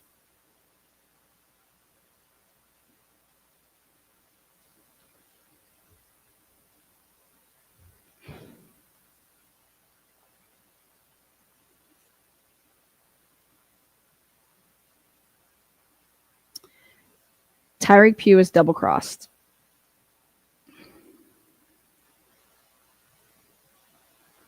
let me tell you what a double cross is. If I think, hey, all you got to do, hey, Lana, all I need you to do is get them back up on top of the hill, bring them back up there, go take them out to ice cream. All right, get everybody to go out to ice cream. All right. Hang out, get them to go to the hill. Get them to come up to the hill. And then we got it from there. Oh man, what are you going to do? No. We just want to, whatever. So Tyreek Pugh thinks that he's doing something, but he knows that something isn't right, but he doesn't. Okay, fine. Well, Lana, how do you know this?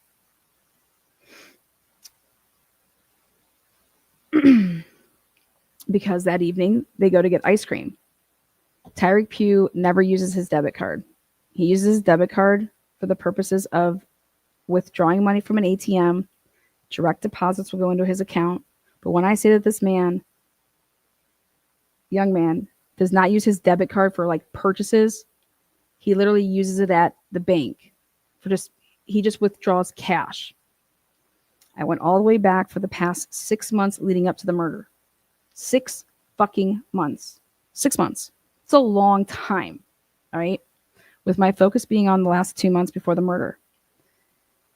And this was back during COVID.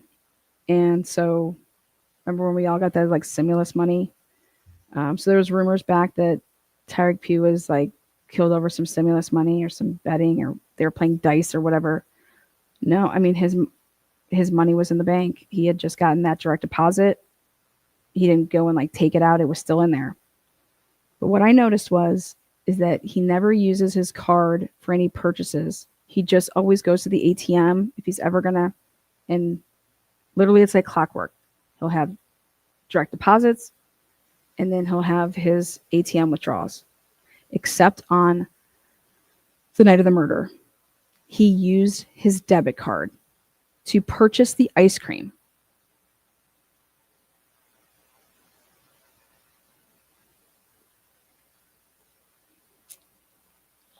Tyreek thought that he was going to be like the witness. Like, yeah, I was with him. We got ice cream. Then I was with him. I went to the hill. Yep. And then,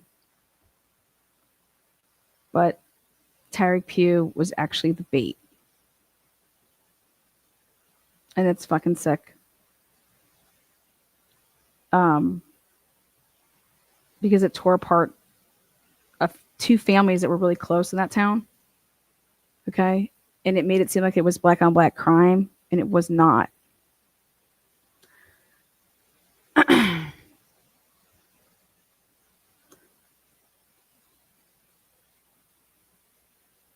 Sheldon goes up to the hill to deliver this gout medicine. But what they weren't anticipating, okay, is that Sheldon would do this so quickly and not. His cousin told him, hey, call when you're here. Well, if I don't call when I'm there, right, and I just get up there, go to the door, go in, whatever, and then, oh, hey, here, give this to your mom. All right. And then I leave. I'm not looking around for you or anything like that, but I give it to your kids, get in my car, and then as I'm leaving, I call to tell you, hey, I just left. I left it with so-and-so, and I'm going back down the hill. I'm leaving. They would call Sheldon. Well, they said that they had called Sheldon a second time. Hey, you must have given us the wrong medicine or something like that. I don't know, like, or you didn't give us enough of the pills because he only brought he was taking his grandfather's or his uncle's. Remember, this is during COVID, and this guy had gout, and he couldn't get in and get his pills yet. So that was his whole purpose. So I went and looked at Sheldon's phone records, and I was like, well, who called Sheldon if he needed to go back up there because Carlicia's saying, hey, I can't remember if she said it wasn't the right pills or it wasn't enough. He only brought up one pill. He needs like 4 or something like that. I can't remember. But I was like, wait a second. There's no call. Because I was like, how did Sheldon know to go back up to the hill the second time to give more medicine? I was like looking at his phone records and I was like, wait a second. There's no text message. There's no call. I was like, where's Tyreek's phone? And they're like, oh, we can't get into it. I said, what? Oh yeah, the police couldn't get into it. They never got into Tyreek's phone to this day. And I was like, no. I was like, are you kidding me? Yep, no, we can't get into it. We can't unlock it. I was like, what?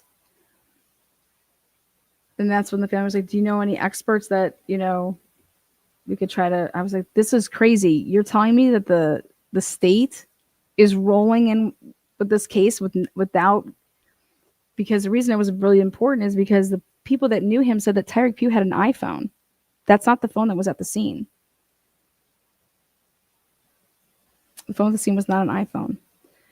Anyways, so I said, well, I was like, I don't know what to tell you, but Sheldon just can't waltz back up to go deliver medicine again.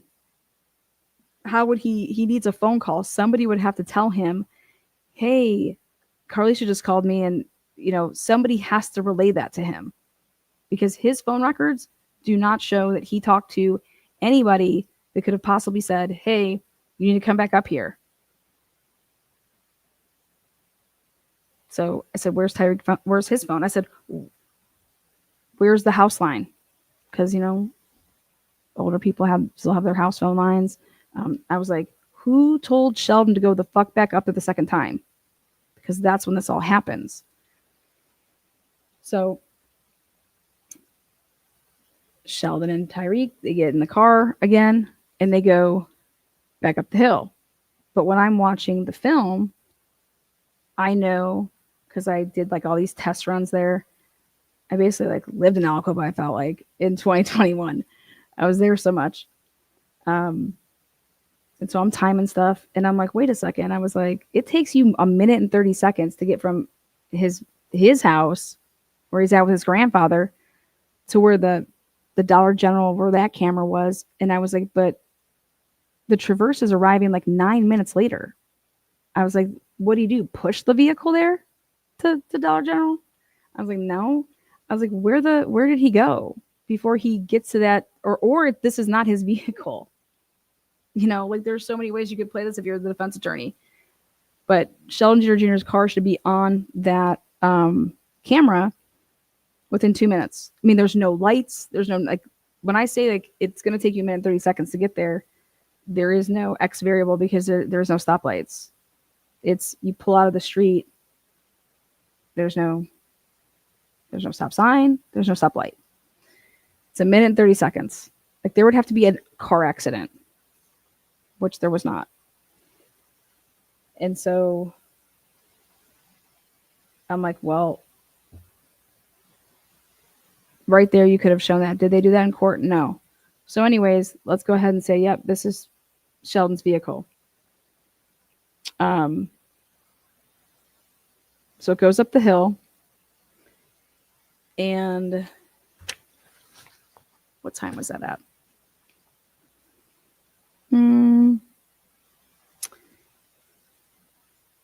11:07. He starts making his steps to leave his house. He takes 110 steps from 11:07 to 11:16. He makes a call though to his uncle, which goes unanswered at 11:09. Then at 11:16, I'm using this for you guys because I'm not going to show my work. It will reveal too much with my spreadsheet, and I don't have it redacted right now.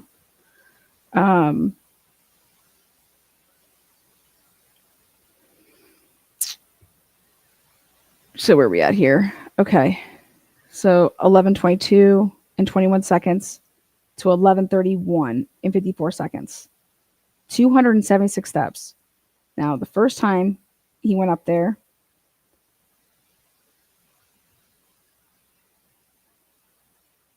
82 steps. In the middle of it, Carlisha. See how you can see that it's in the middle of this. 10:20, 10:28, 10:24. I was like, he did not call her right when he got there.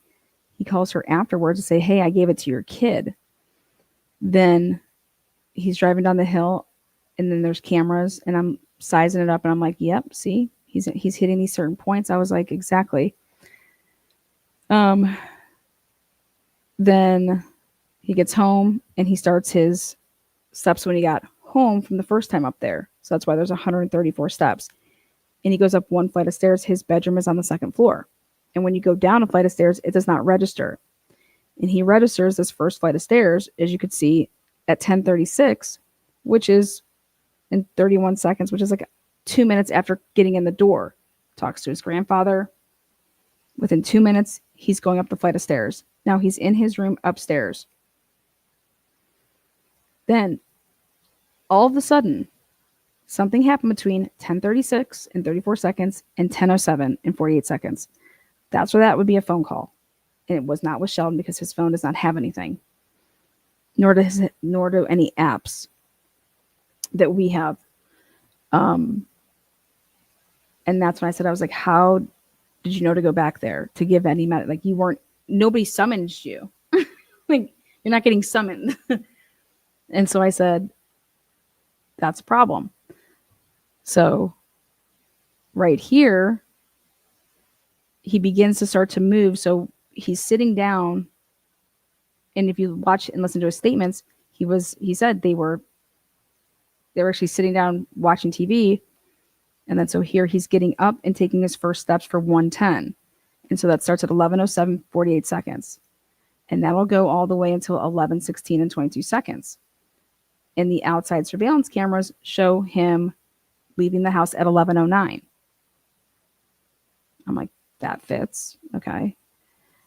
Then he makes a call to his uncle and no answer.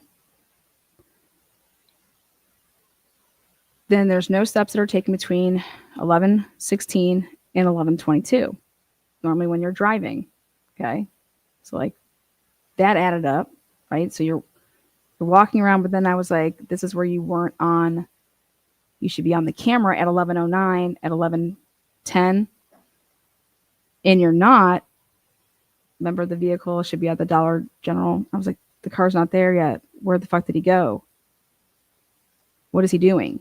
Because when the car gets there, it's 9 minutes later.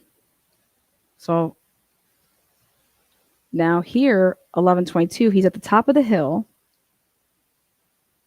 which was a minute and 40 to 2 minutes after being seen on Dollar General. So that's about how long it was. I mean, you're going pretty quickly to get up there.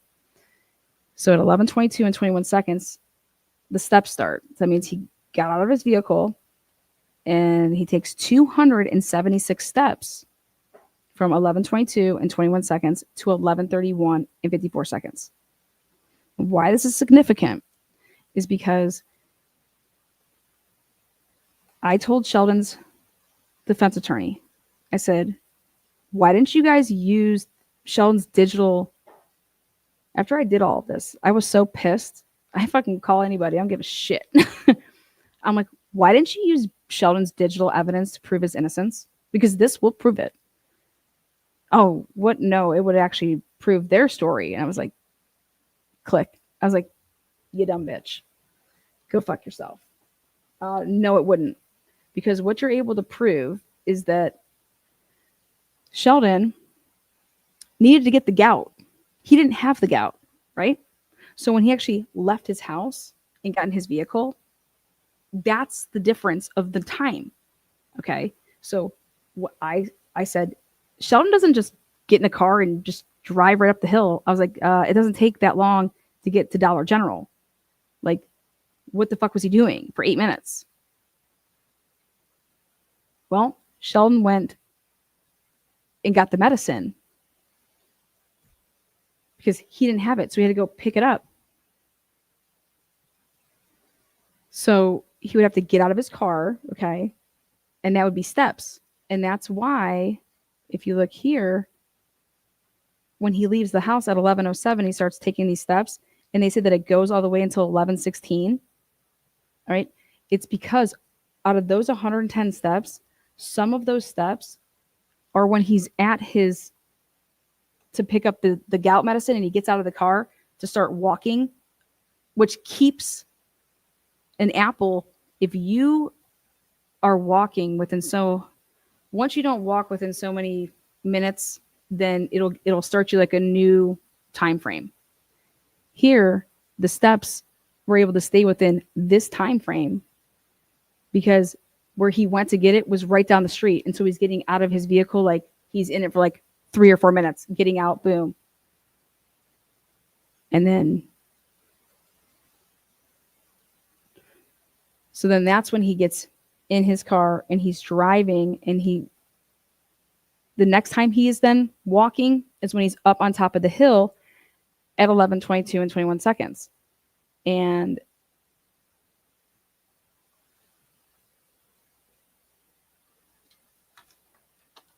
like I said, the reason this matters is right here. Sheldon's walking. Anybody will testify as an expert. You don't know when they take the steps. We learned this in the Karen Reed case, but from 11:22 and 21 seconds to 11:31, 54 seconds, there's just 276 steps. Okay. There's no, there's no flight of stairs. No flight of stairs. Then 11:31 and 54 seconds. It stops, and then it restarts at 11:33 and 39 seconds. So like, this is when like this new time frame will start, and it'll go from 11:33 and 39 seconds to 11:42 and 49 seconds for 184 steps. Now this is why this is important. You go back to the time of the killing, what they're saying.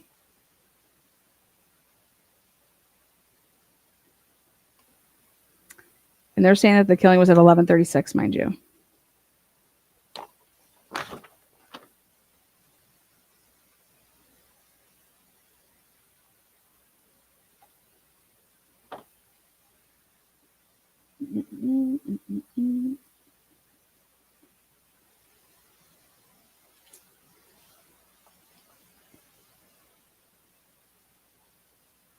He is on the camera at 11:35 and 56 seconds. That means he's in his vehicle. They're putting him in this traverse and this is if this clock is right, okay? Which, when you do the math with the clock at the house with that surveillance camera, that's how I would gauge it. So at 11:35 and 56 seconds, the traverse is at the bottom of the hill, right by that Two Cousins a convenience store. Okay. So what this means, okay, is their theory is this, that Sheldon is walking around. Now, mind you, the last time he went up there, he took 82 steps.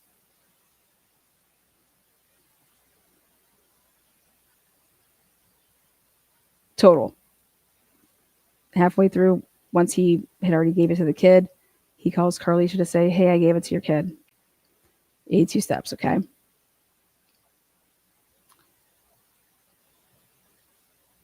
Carlisha lied at trial and said that Sheldon came in the house and came upstairs. And I said, what the fuck? I was like, why would she even say that? I was like, the data will prove that Sheldon didn't go up no fucking steps. Hello? And I'm like, call that lawyer back up. I was like, God damn you people. I was like, Carlisha is on the stand saying that Sheldon came in the fucking house and she's upstairs taking a shit and he comes up there and they're talking through the door. That's what she's testifying to. Do you know that you would have to register that on his phone? Huh? What? I'm like, you guys, how much did they pay you? How much did you get paid? You guys didn't even look at this shit. I'm like, that's a lie. I was like, he couldn't have gone upstairs. He has his phone on. He's taking these steps. It would have registered. This is when he's leaving the house and he's on camera at his own personal house. He comes down, this flight of stairs, he's seen on the cameras leaving his house at 10:09. Okay? 10:09 his house. So no, bitch. This flight of stairs, are you dumb? Again, another high bitch. I was like, he never went upstairs. And I said, oh, but somebody else would have seen this. Who would have seen his digitals? The police, the prosecution. And I'm like, why would Carlisha ever say that he went upstairs if he didn't? Like, what the fuck is going on? Like, this is the easiest lie to prove that it didn't happen, you know? Oh, and it will in trial too, if there's even a trial, because he should just walk the fuck out of those doors. But that's a lie. Okay.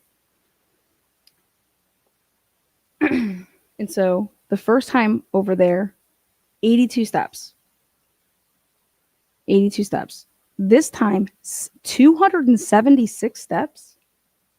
I was like, what the fuck's going on up there? I was like, that is triple. Right? I was like,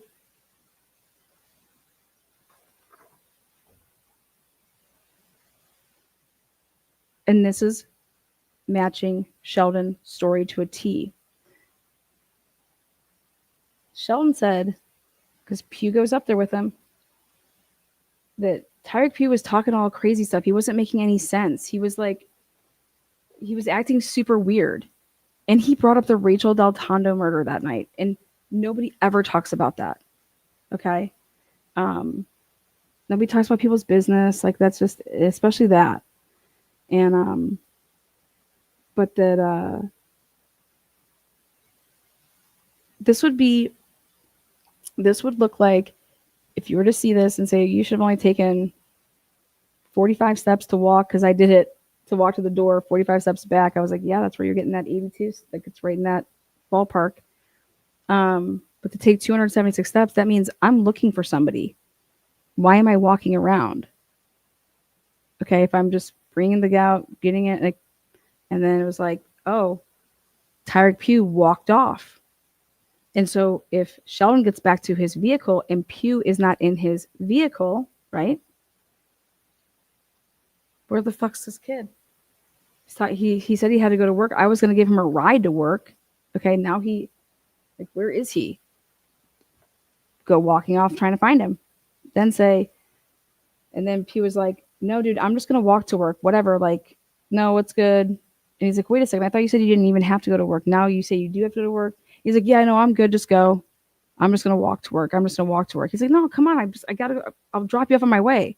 And he was adamant about not taking this ride. And then so Sheldon gets in the car. And so I said, well, what it looks like to me is Sheldon's walking around at first, right? So if you back this up, Sheldon gets out of his car when he's up on the hill. He's walking around. Then he stops. He gets back to his car. Pugh's not there, right? You see that? He gets back to the car. He gets in his car. And Pugh's not there. And then Sheldon makes some comment in his interview, which Sheldon doesn't know anything like this. He talks about how it was really foggy. Okay, he's like, I couldn't even fucking see out of my windows, and I didn't even know that he wasn't in the car. Like, he was like I thought he was doing something weird with his phone or whatever, but it was really foggy. It was like it's like his car got all foggy, the windows, and I was like, what the fuck's he talking about? Well, here, looking at all of this, it's like when Sheldon got in his vehicle, Pugh's not in the car. He couldn't see out of his car is what I think he was trying to say then. Like, I don't know. I think the way that he was trying to say it is I don't know what he was doing in my car, but all the windows got fogged up.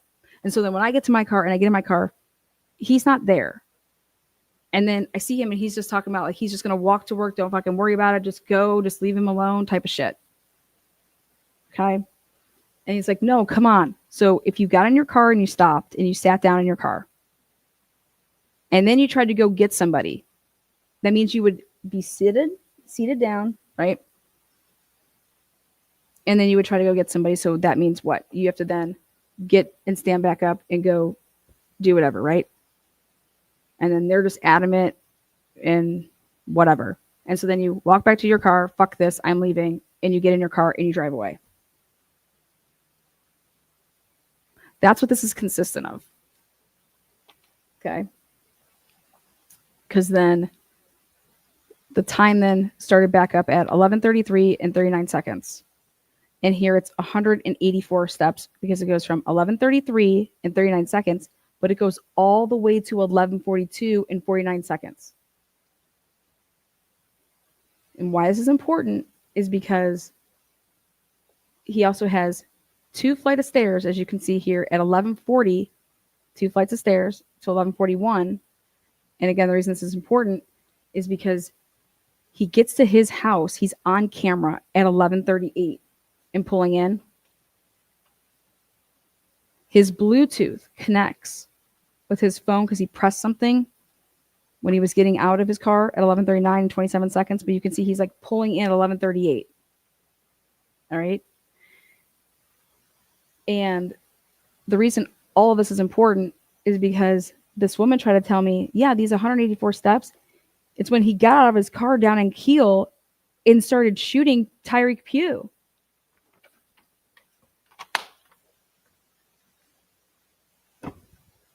What? I said,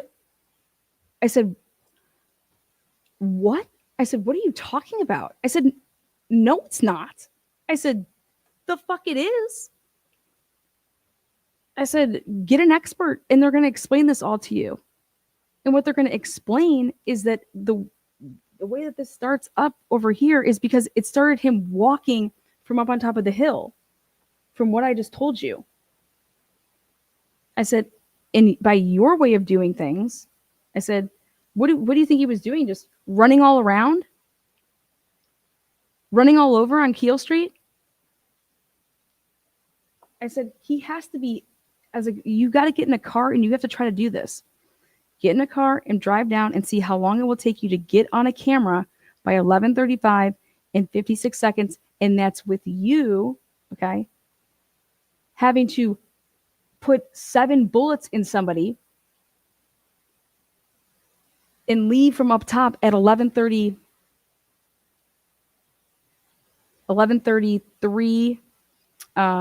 and 29 seconds, or 11:33 and 39 seconds.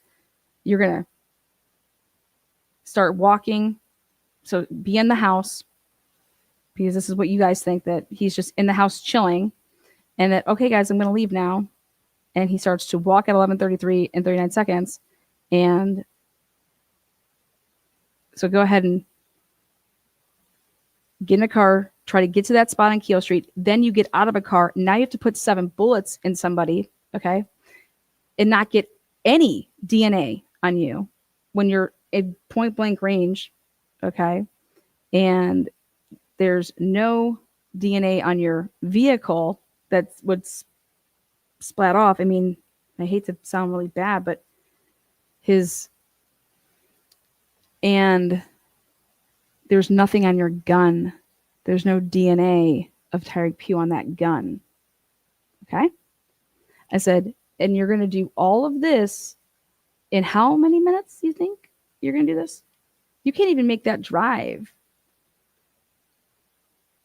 It's like, that's all that there's time for, is to get in your car, drive down the hill, okay, by coming back from that development up there, and then that's when you're seeing on the camera, and then you're just continuing on your way.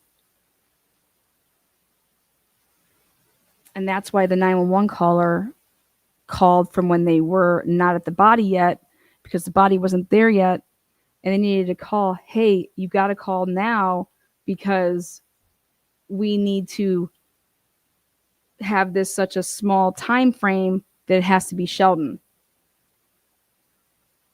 And that's what the 911 call is so important, And when you show that the 911 caller truly was not standing over the body, like, holy shit, right? How are you calling in for a guy in the middle of the road and you're not in that middle of that road? And I got 1,000 people in here, and I have a question for you. If you were on a jury with what I barely showed you, I got fucking books over here for days. Oh, by the way, Alex Bitts, who moved that van out of the way, he then got into Sheldon's SUV because Sheldon was like, yeah, you can take my car. Yep, go ahead. He gets into that SUV, doesn't tow it away, gets in it and drives it. Puts his hands on the steering wheel and literally drives it. And then on the way to the barracks, he says that he has to get the car towed because it broke down. And I'm just like, wait, what? Mind you, all this is on camera. He testified, yeah, I put a blanket in there and everything. There's no blanket that is put in that vehicle by any officer that's a big orange, like, evidence blanket. Yeah, I put a blanket down before I got in there and I drove it away. Or somebody else did, but when I got in that car, there was an evidence blanket.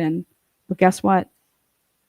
They said that they found gunpowder residue on the steering wheel, just ever so slightly, some particles.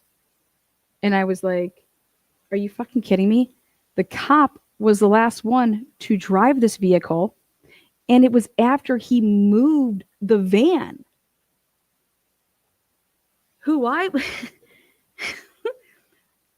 And that van couldn't be the 911 caller's van, right? Because, well, not the one that he was driving that night, but it could be one of those because he's got 4 fucking vans up there. But I'm just like, how? If I was just on this jury and somebody was to tell me all this, I wouldn't be like, oh my God, this is wild. No, I'd be like, this motherfucker's innocent. Like, I would not be like, this is some crazy conspiracy, because then check this out. The cops come to Sheldon's, which I can even show you more stuff, and I will, but they don't have a search warrant. They leave. They're just like, okay, we came to give the death notice, blah, blah. Then after the police being there, don't you think if you were Sheldon and some, I don't know, killer, and that you had a gun that you just used in a murder and it was underneath your bed, that, oh shit, maybe I should get rid of this gun and move it?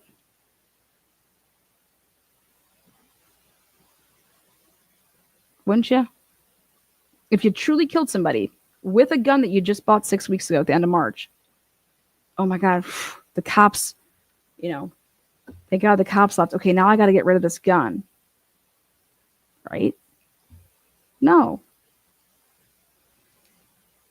He doesn't take the gun and go pitch it in the river or something like that. The gun stays underneath his mattress.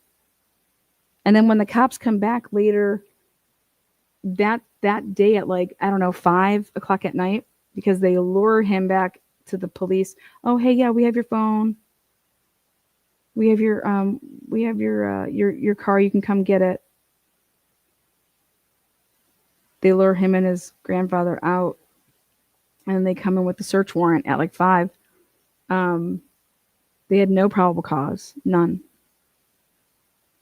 And not only that, but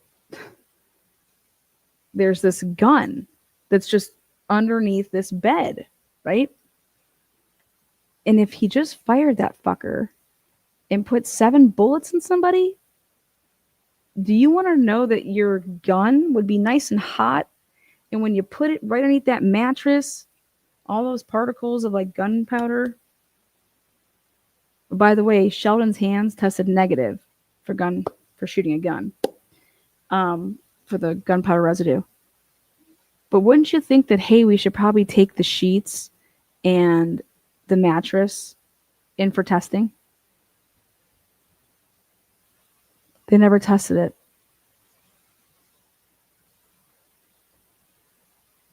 For evidence to see if there was particles. Because, hey, Sheldon may have wiped his hands like a crazy person, like they want to say. But his clothes weren't washed. His clothes were right there in the room. Like, if you're gonna wash your clothes, there was nothing in that. There was no DNA of Tyreek Pugh anywhere. They didn't test it. They didn't take the mattress. They didn't take the sheets. They didn't do anything. And then in Sheldon's room, there's just bullets just everywhere. Remember I told you there was 2 different types of bullets at the scene? This was a staged crime scene. This was a frame job. And they arrested and charged Sheldon with murder. Okay, first-degree murder. Literally at 6 p.m. that night. And they had nothing. And they're making up shit like this, that they actually went and got video and looked at all this stuff at 1:30 in the morning. They never went and got this video. The first time that they went and got the 2 cousins camera video was on was on the next day when they went to drop off here, like a thumb drive or whatever. And this idiot, because I have the whole damn discovery. This dude, I have the evidence sign out. So if you want to make a working copy to have X, Y, and Z, this idiot, before he wrote up his report, he goes and checks out the video. Because he needs to actually look at the video to actually like write this report. Okay. Which he said he wrote handwritten that night while they just sat there at 2 cousins just clocking all of this stuff. Because why this is important is because when they had pulled up to give the death notice, they're like, oh my God, that looks just like the Traverse that we saw on camera. On what camera? You didn't even go in and get the camera yet.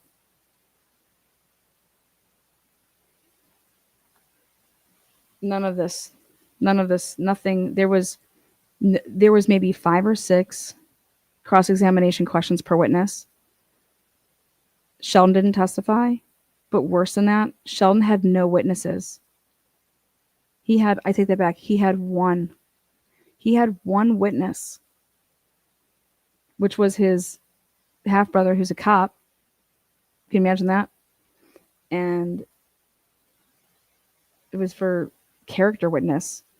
Absolutely fucking crazy.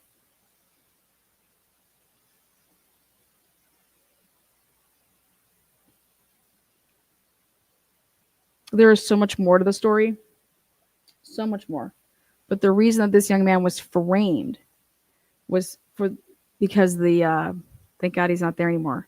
But the district attorney, at the end of when Sheldon was found guilty,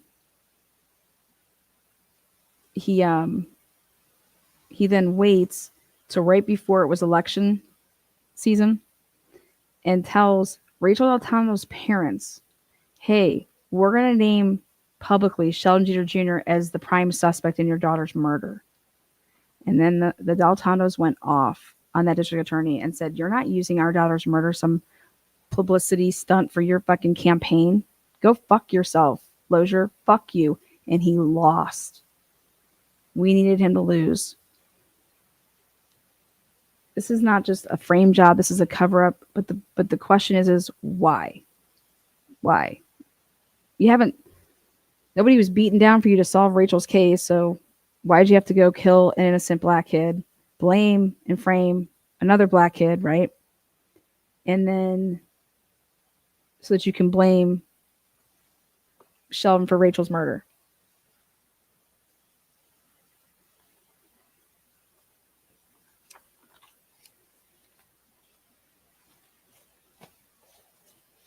Oh, by the way, did I tell you that Carlisha was picked up on a huge fentanyl ring? She pled guilty. She hasn't served 1 day in federal prison. And this happened all right before the murder of Tyreek Pugh.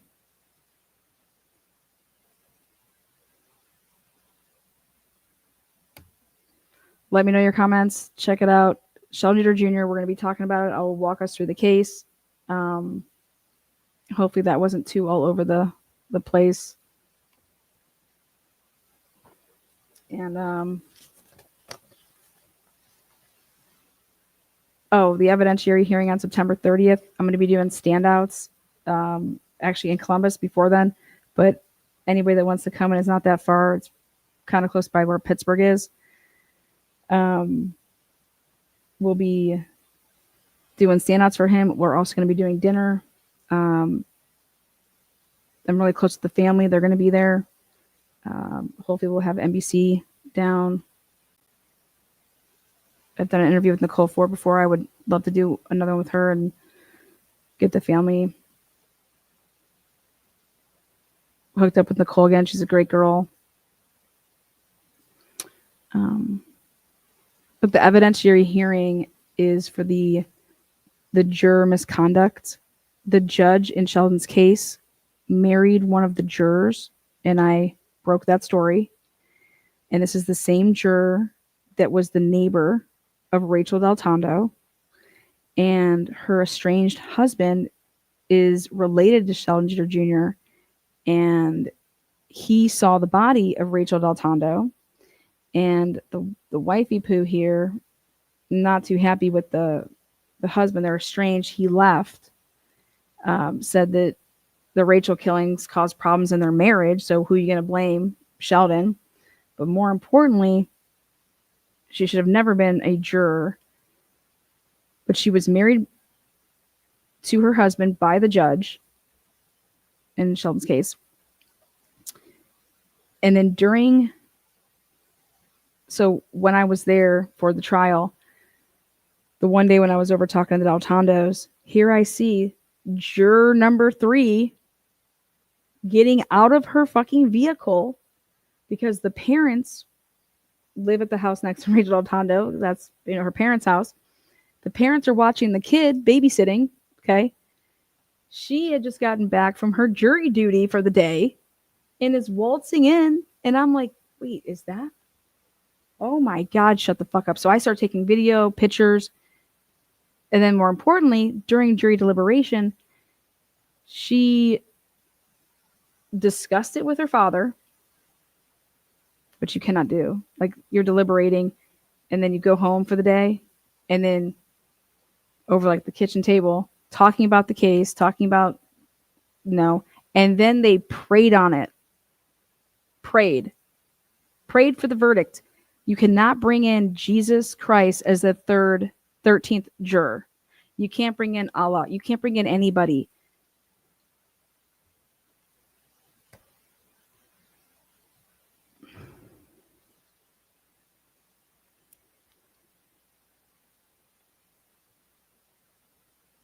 I cannot believe that these lawyers did not ask during voir dire if anybody had heard about the Rachel Del Tondo case. It is the biggest. It was national. It was insane. Everybody heard about that there. And everybody knew Sheldon's name because his name is being blasted all over, star athlete, hooking up with teacher, hot teacher, mafioso fiance who's all, running that town. Rachel Del Tondo was a hit. She was shot 9 times in the back, which the DA was not making it known because he's out there saying that it was a crime of passion. You don't shoot somebody in the back 9 times and that's a crime of passion. It's a fucking lie. And the shell casings, they weren't on the ground. 9.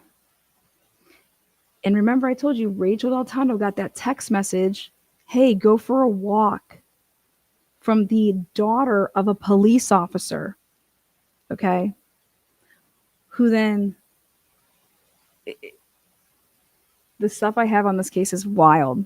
I have all the information I've been putting it out. But this case is,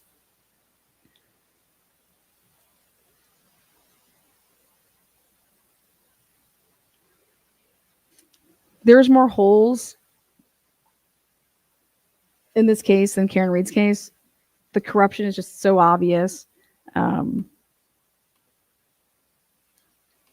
science doesn't lie. I mean, if you're saying you're down by the body and you're there before the cops, and it has to be dry underneath your car. Why is yours wet? Then how are these cars dry? You're wet, but you got here before those cars. It doesn't make sense. It doesn't add up. Sorry, that's not what happened. The science tells you that. And that's why I said God, if it wouldn't have rained, we can't prove that. Literally starts to rain, and that's why I was just like, that's God right there, man. Can you just believe that? Like, wow, like that's just like, yeah, you got to dig and you got to do some work, but it was there. And so it's called Sunset Secrets, season 3, and there's episodes out there. I put a lot of info out with that, and then Sheldon just deserves it's cases like this that deserve people talking. Like Nancy Grace, talk about this. Give these cases some freaking air.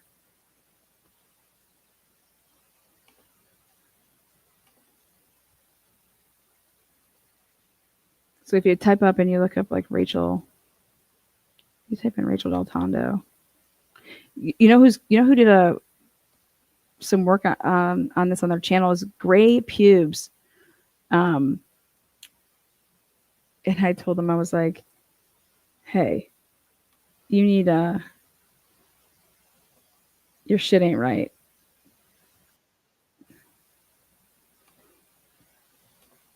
I was like, that's the whitest version I've ever seen. White girls here. Rachel Deltondo first came to the attention of the Aliquippa police in February 2016 when police found her and a then 17-year-old boy parked on the grounds of the old Aliquippa hospital. That young man is Sheldon Jeter, now 20, a former Aliquippa basketball and football star who still lives in town. According to this police incident report, the car windows were steamed up and Jeter was reclined. But Deltondo told the officer she was counseling Jeter, who she's described as a former student. She was not charged, and police drove Jeter home. Shortly afterwards, Deltondo was engaged to local businessman Frank Katropa, and in February 2017, she and her mother were interviewed by Marty Griffin for a story about a dispute over her custom wedding dress. But the couple broke up and didn't go through with the wedding. Then in November 2017, the police incident report was leaked to the media and Deltondo's employer, PA Cyber Charter School, an act District Attorney David Lozier called a personal vendetta. As you all probably know, there was a family, some family members that were angry at her over some personal issues. The district attorney called this a personal vendetta. Was he referring to your client? He was not. He was not. Katropa and his attorney addressed the matter, saying the breakup with Deltondo had nothing to do with Jeter, and Katropa knows nothing about the murder. We wanted to be very, very clear publicly that Frank Katropa has absolutely nothing whatsoever to do with what happened. And you're with somebody for 8 years, that's quite some time, and you just hope to see that they at least get justice to this. And you know, it's sad. Frank was just picked up about a year ago for strangling his baby mama. His baby mama, who is his alibi for the Rachel Deltondo case.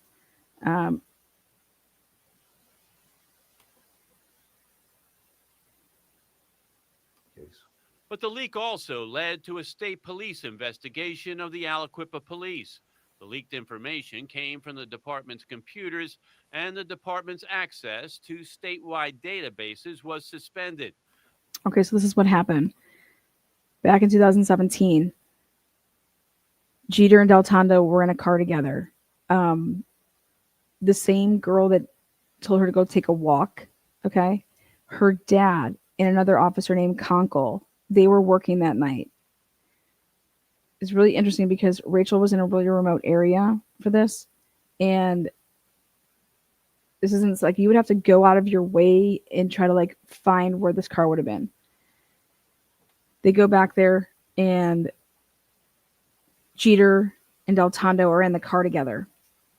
And like you just saw, it was at 1:52. But check this out. They never wrote up a report for like a whole year. There was no report. Okay. And then all of a sudden, this new assistant police chief was like, hey, you're going to write up a report for that, which was a year ago. And then right after this report was written, it then somehow gets into the hands of someone who then leaks it to the media, who leaks it to friends of Rachel's, who leaks it to Rachel's school. That leak is literally what caused Rachel Deltando. Like, that's what made everything. I'm sorry.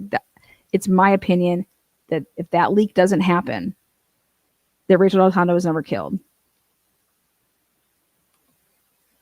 Last month, the state police also raided the Aliquippa Municipal Building, taking computer hard drives and documents, but no one will say if that was connected to the leak or something else.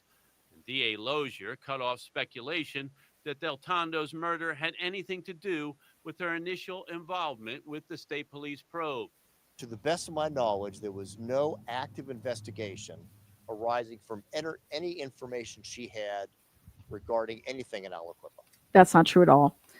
In fact, she became, Rachel Deltando, right before her murder, she became a local blogger's confidential source. And he was pumping out all these articles before her death, because he was outing and exposing the police. Then Rachel Deltando gets literally shot up on the block on Mother's Day night in her parents' driveway. After literally getting a text, because she was in the car with Lauren coming back from ice cream, and there was another kid in the car, and then Lauren just has this wild idea to say, hey, well, I'll drop you off first so that Ty doesn't think that we're just like ditching him and that we're hanging out.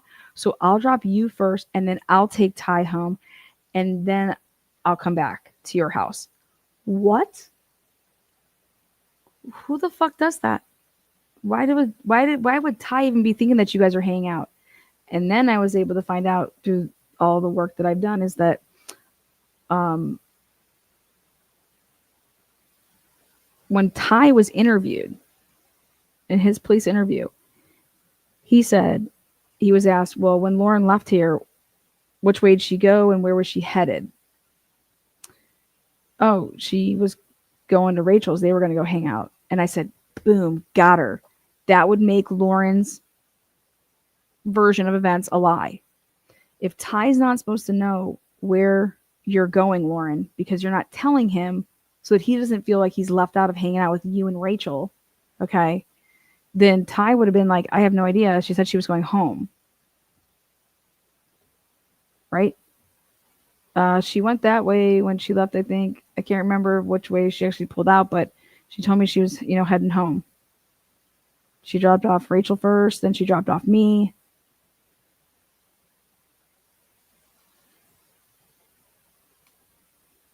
Then, miraculously, she's on her way.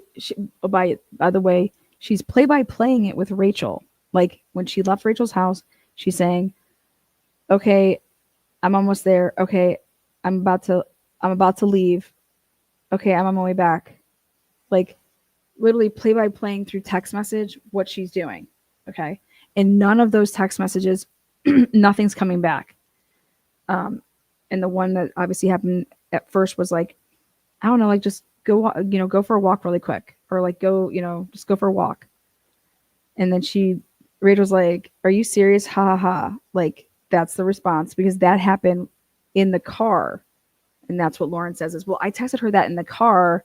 And like I said, I was just the whole Ty and didn't want him to feel like he was left out. And so she's play-by-playing it with Rachel on her arrival back. Okay. But what's really interesting is if you're play-by-playing it like that on her way back, and this was like all within like literally just like a couple minutes one way and then a couple minutes back. So 7 minutes total. But on her way to go back, her mom calls her. And her mom's like, where are you? And she's like, come home right now. No, we need to come home right now. I gotta come here first. Like, come. She's like, I was going to Rachel. So she's like, what do you mean? So wouldn't you think that if you're play-by-playing somebody, right? And your mom calls you and says, no, where are you? Just come home. Come home. Wouldn't you then text or call your friend and say, hey, my mom just called me. I don't know what she's fucking tripping about. Let me stop there really quick and I'll be back. She doesn't do any of it. She doesn't text her that play-by-play. And so then when she gets to her house, her mom tells her about Rachel's shooting. And it's like, how the fuck do you know that she's been shot already? Because check this out. Her dad was working that night. But her dad, I then did a bunch of different interviews, and the ex-police chief was like, I was actually the one that called him to say, hey, yo, who do we know? Why does Buchanan sound so familiar? Who do we know up there? There's been like someone was shot, blah, blah, blah. And he's like, oh shit, do you want me to go up there? I'm already at home. And I was like, he's supposed to be working till 11. How is he already at home and on the couch? Meaning the girl's dad, Lauren's dad. And I was like, that's weird, because when that call, he should still be on duty. But he said he was already home and on his couch. What's up? No, where's Lauren? There's been a shooting. Rachel was shot. Rachel was shot. What the fuck? Lauren's with Rachel. That's what her dad's saying. And then her dad calls her mom. And then her mom calls Lauren.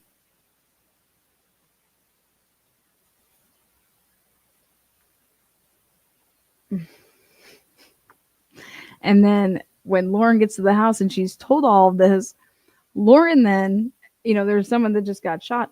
Lauren then gets in her car, not like her dad and her drive together, but Lauren gets in her car and goes to Rachel's house, and her dad does too. And when her dad gets there, he goes like up to the crime scene tape, goes under the crime scene tape, and is like all up in the crime scene. So much so that when the next couple days, they have to put Ken, that's her dad's name, on leave. Then they fire the police chief. Then they bring in the assistant police chief. Then they fire fucking him for sending Lauren inappropriate text messages about, wild shit. This case is unbelievable. And it all centers around who's running the drugs in that town, whose territory, and Frank Katropa is said to be the man. And you got two different big dogs, and where do the police lie?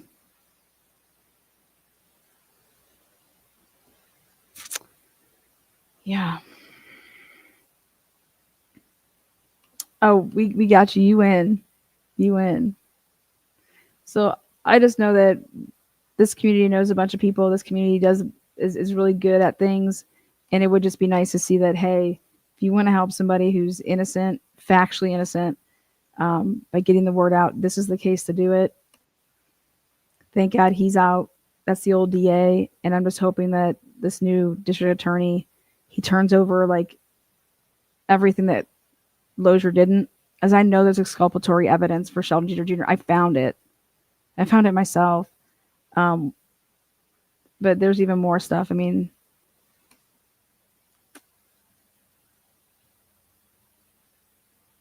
This case just...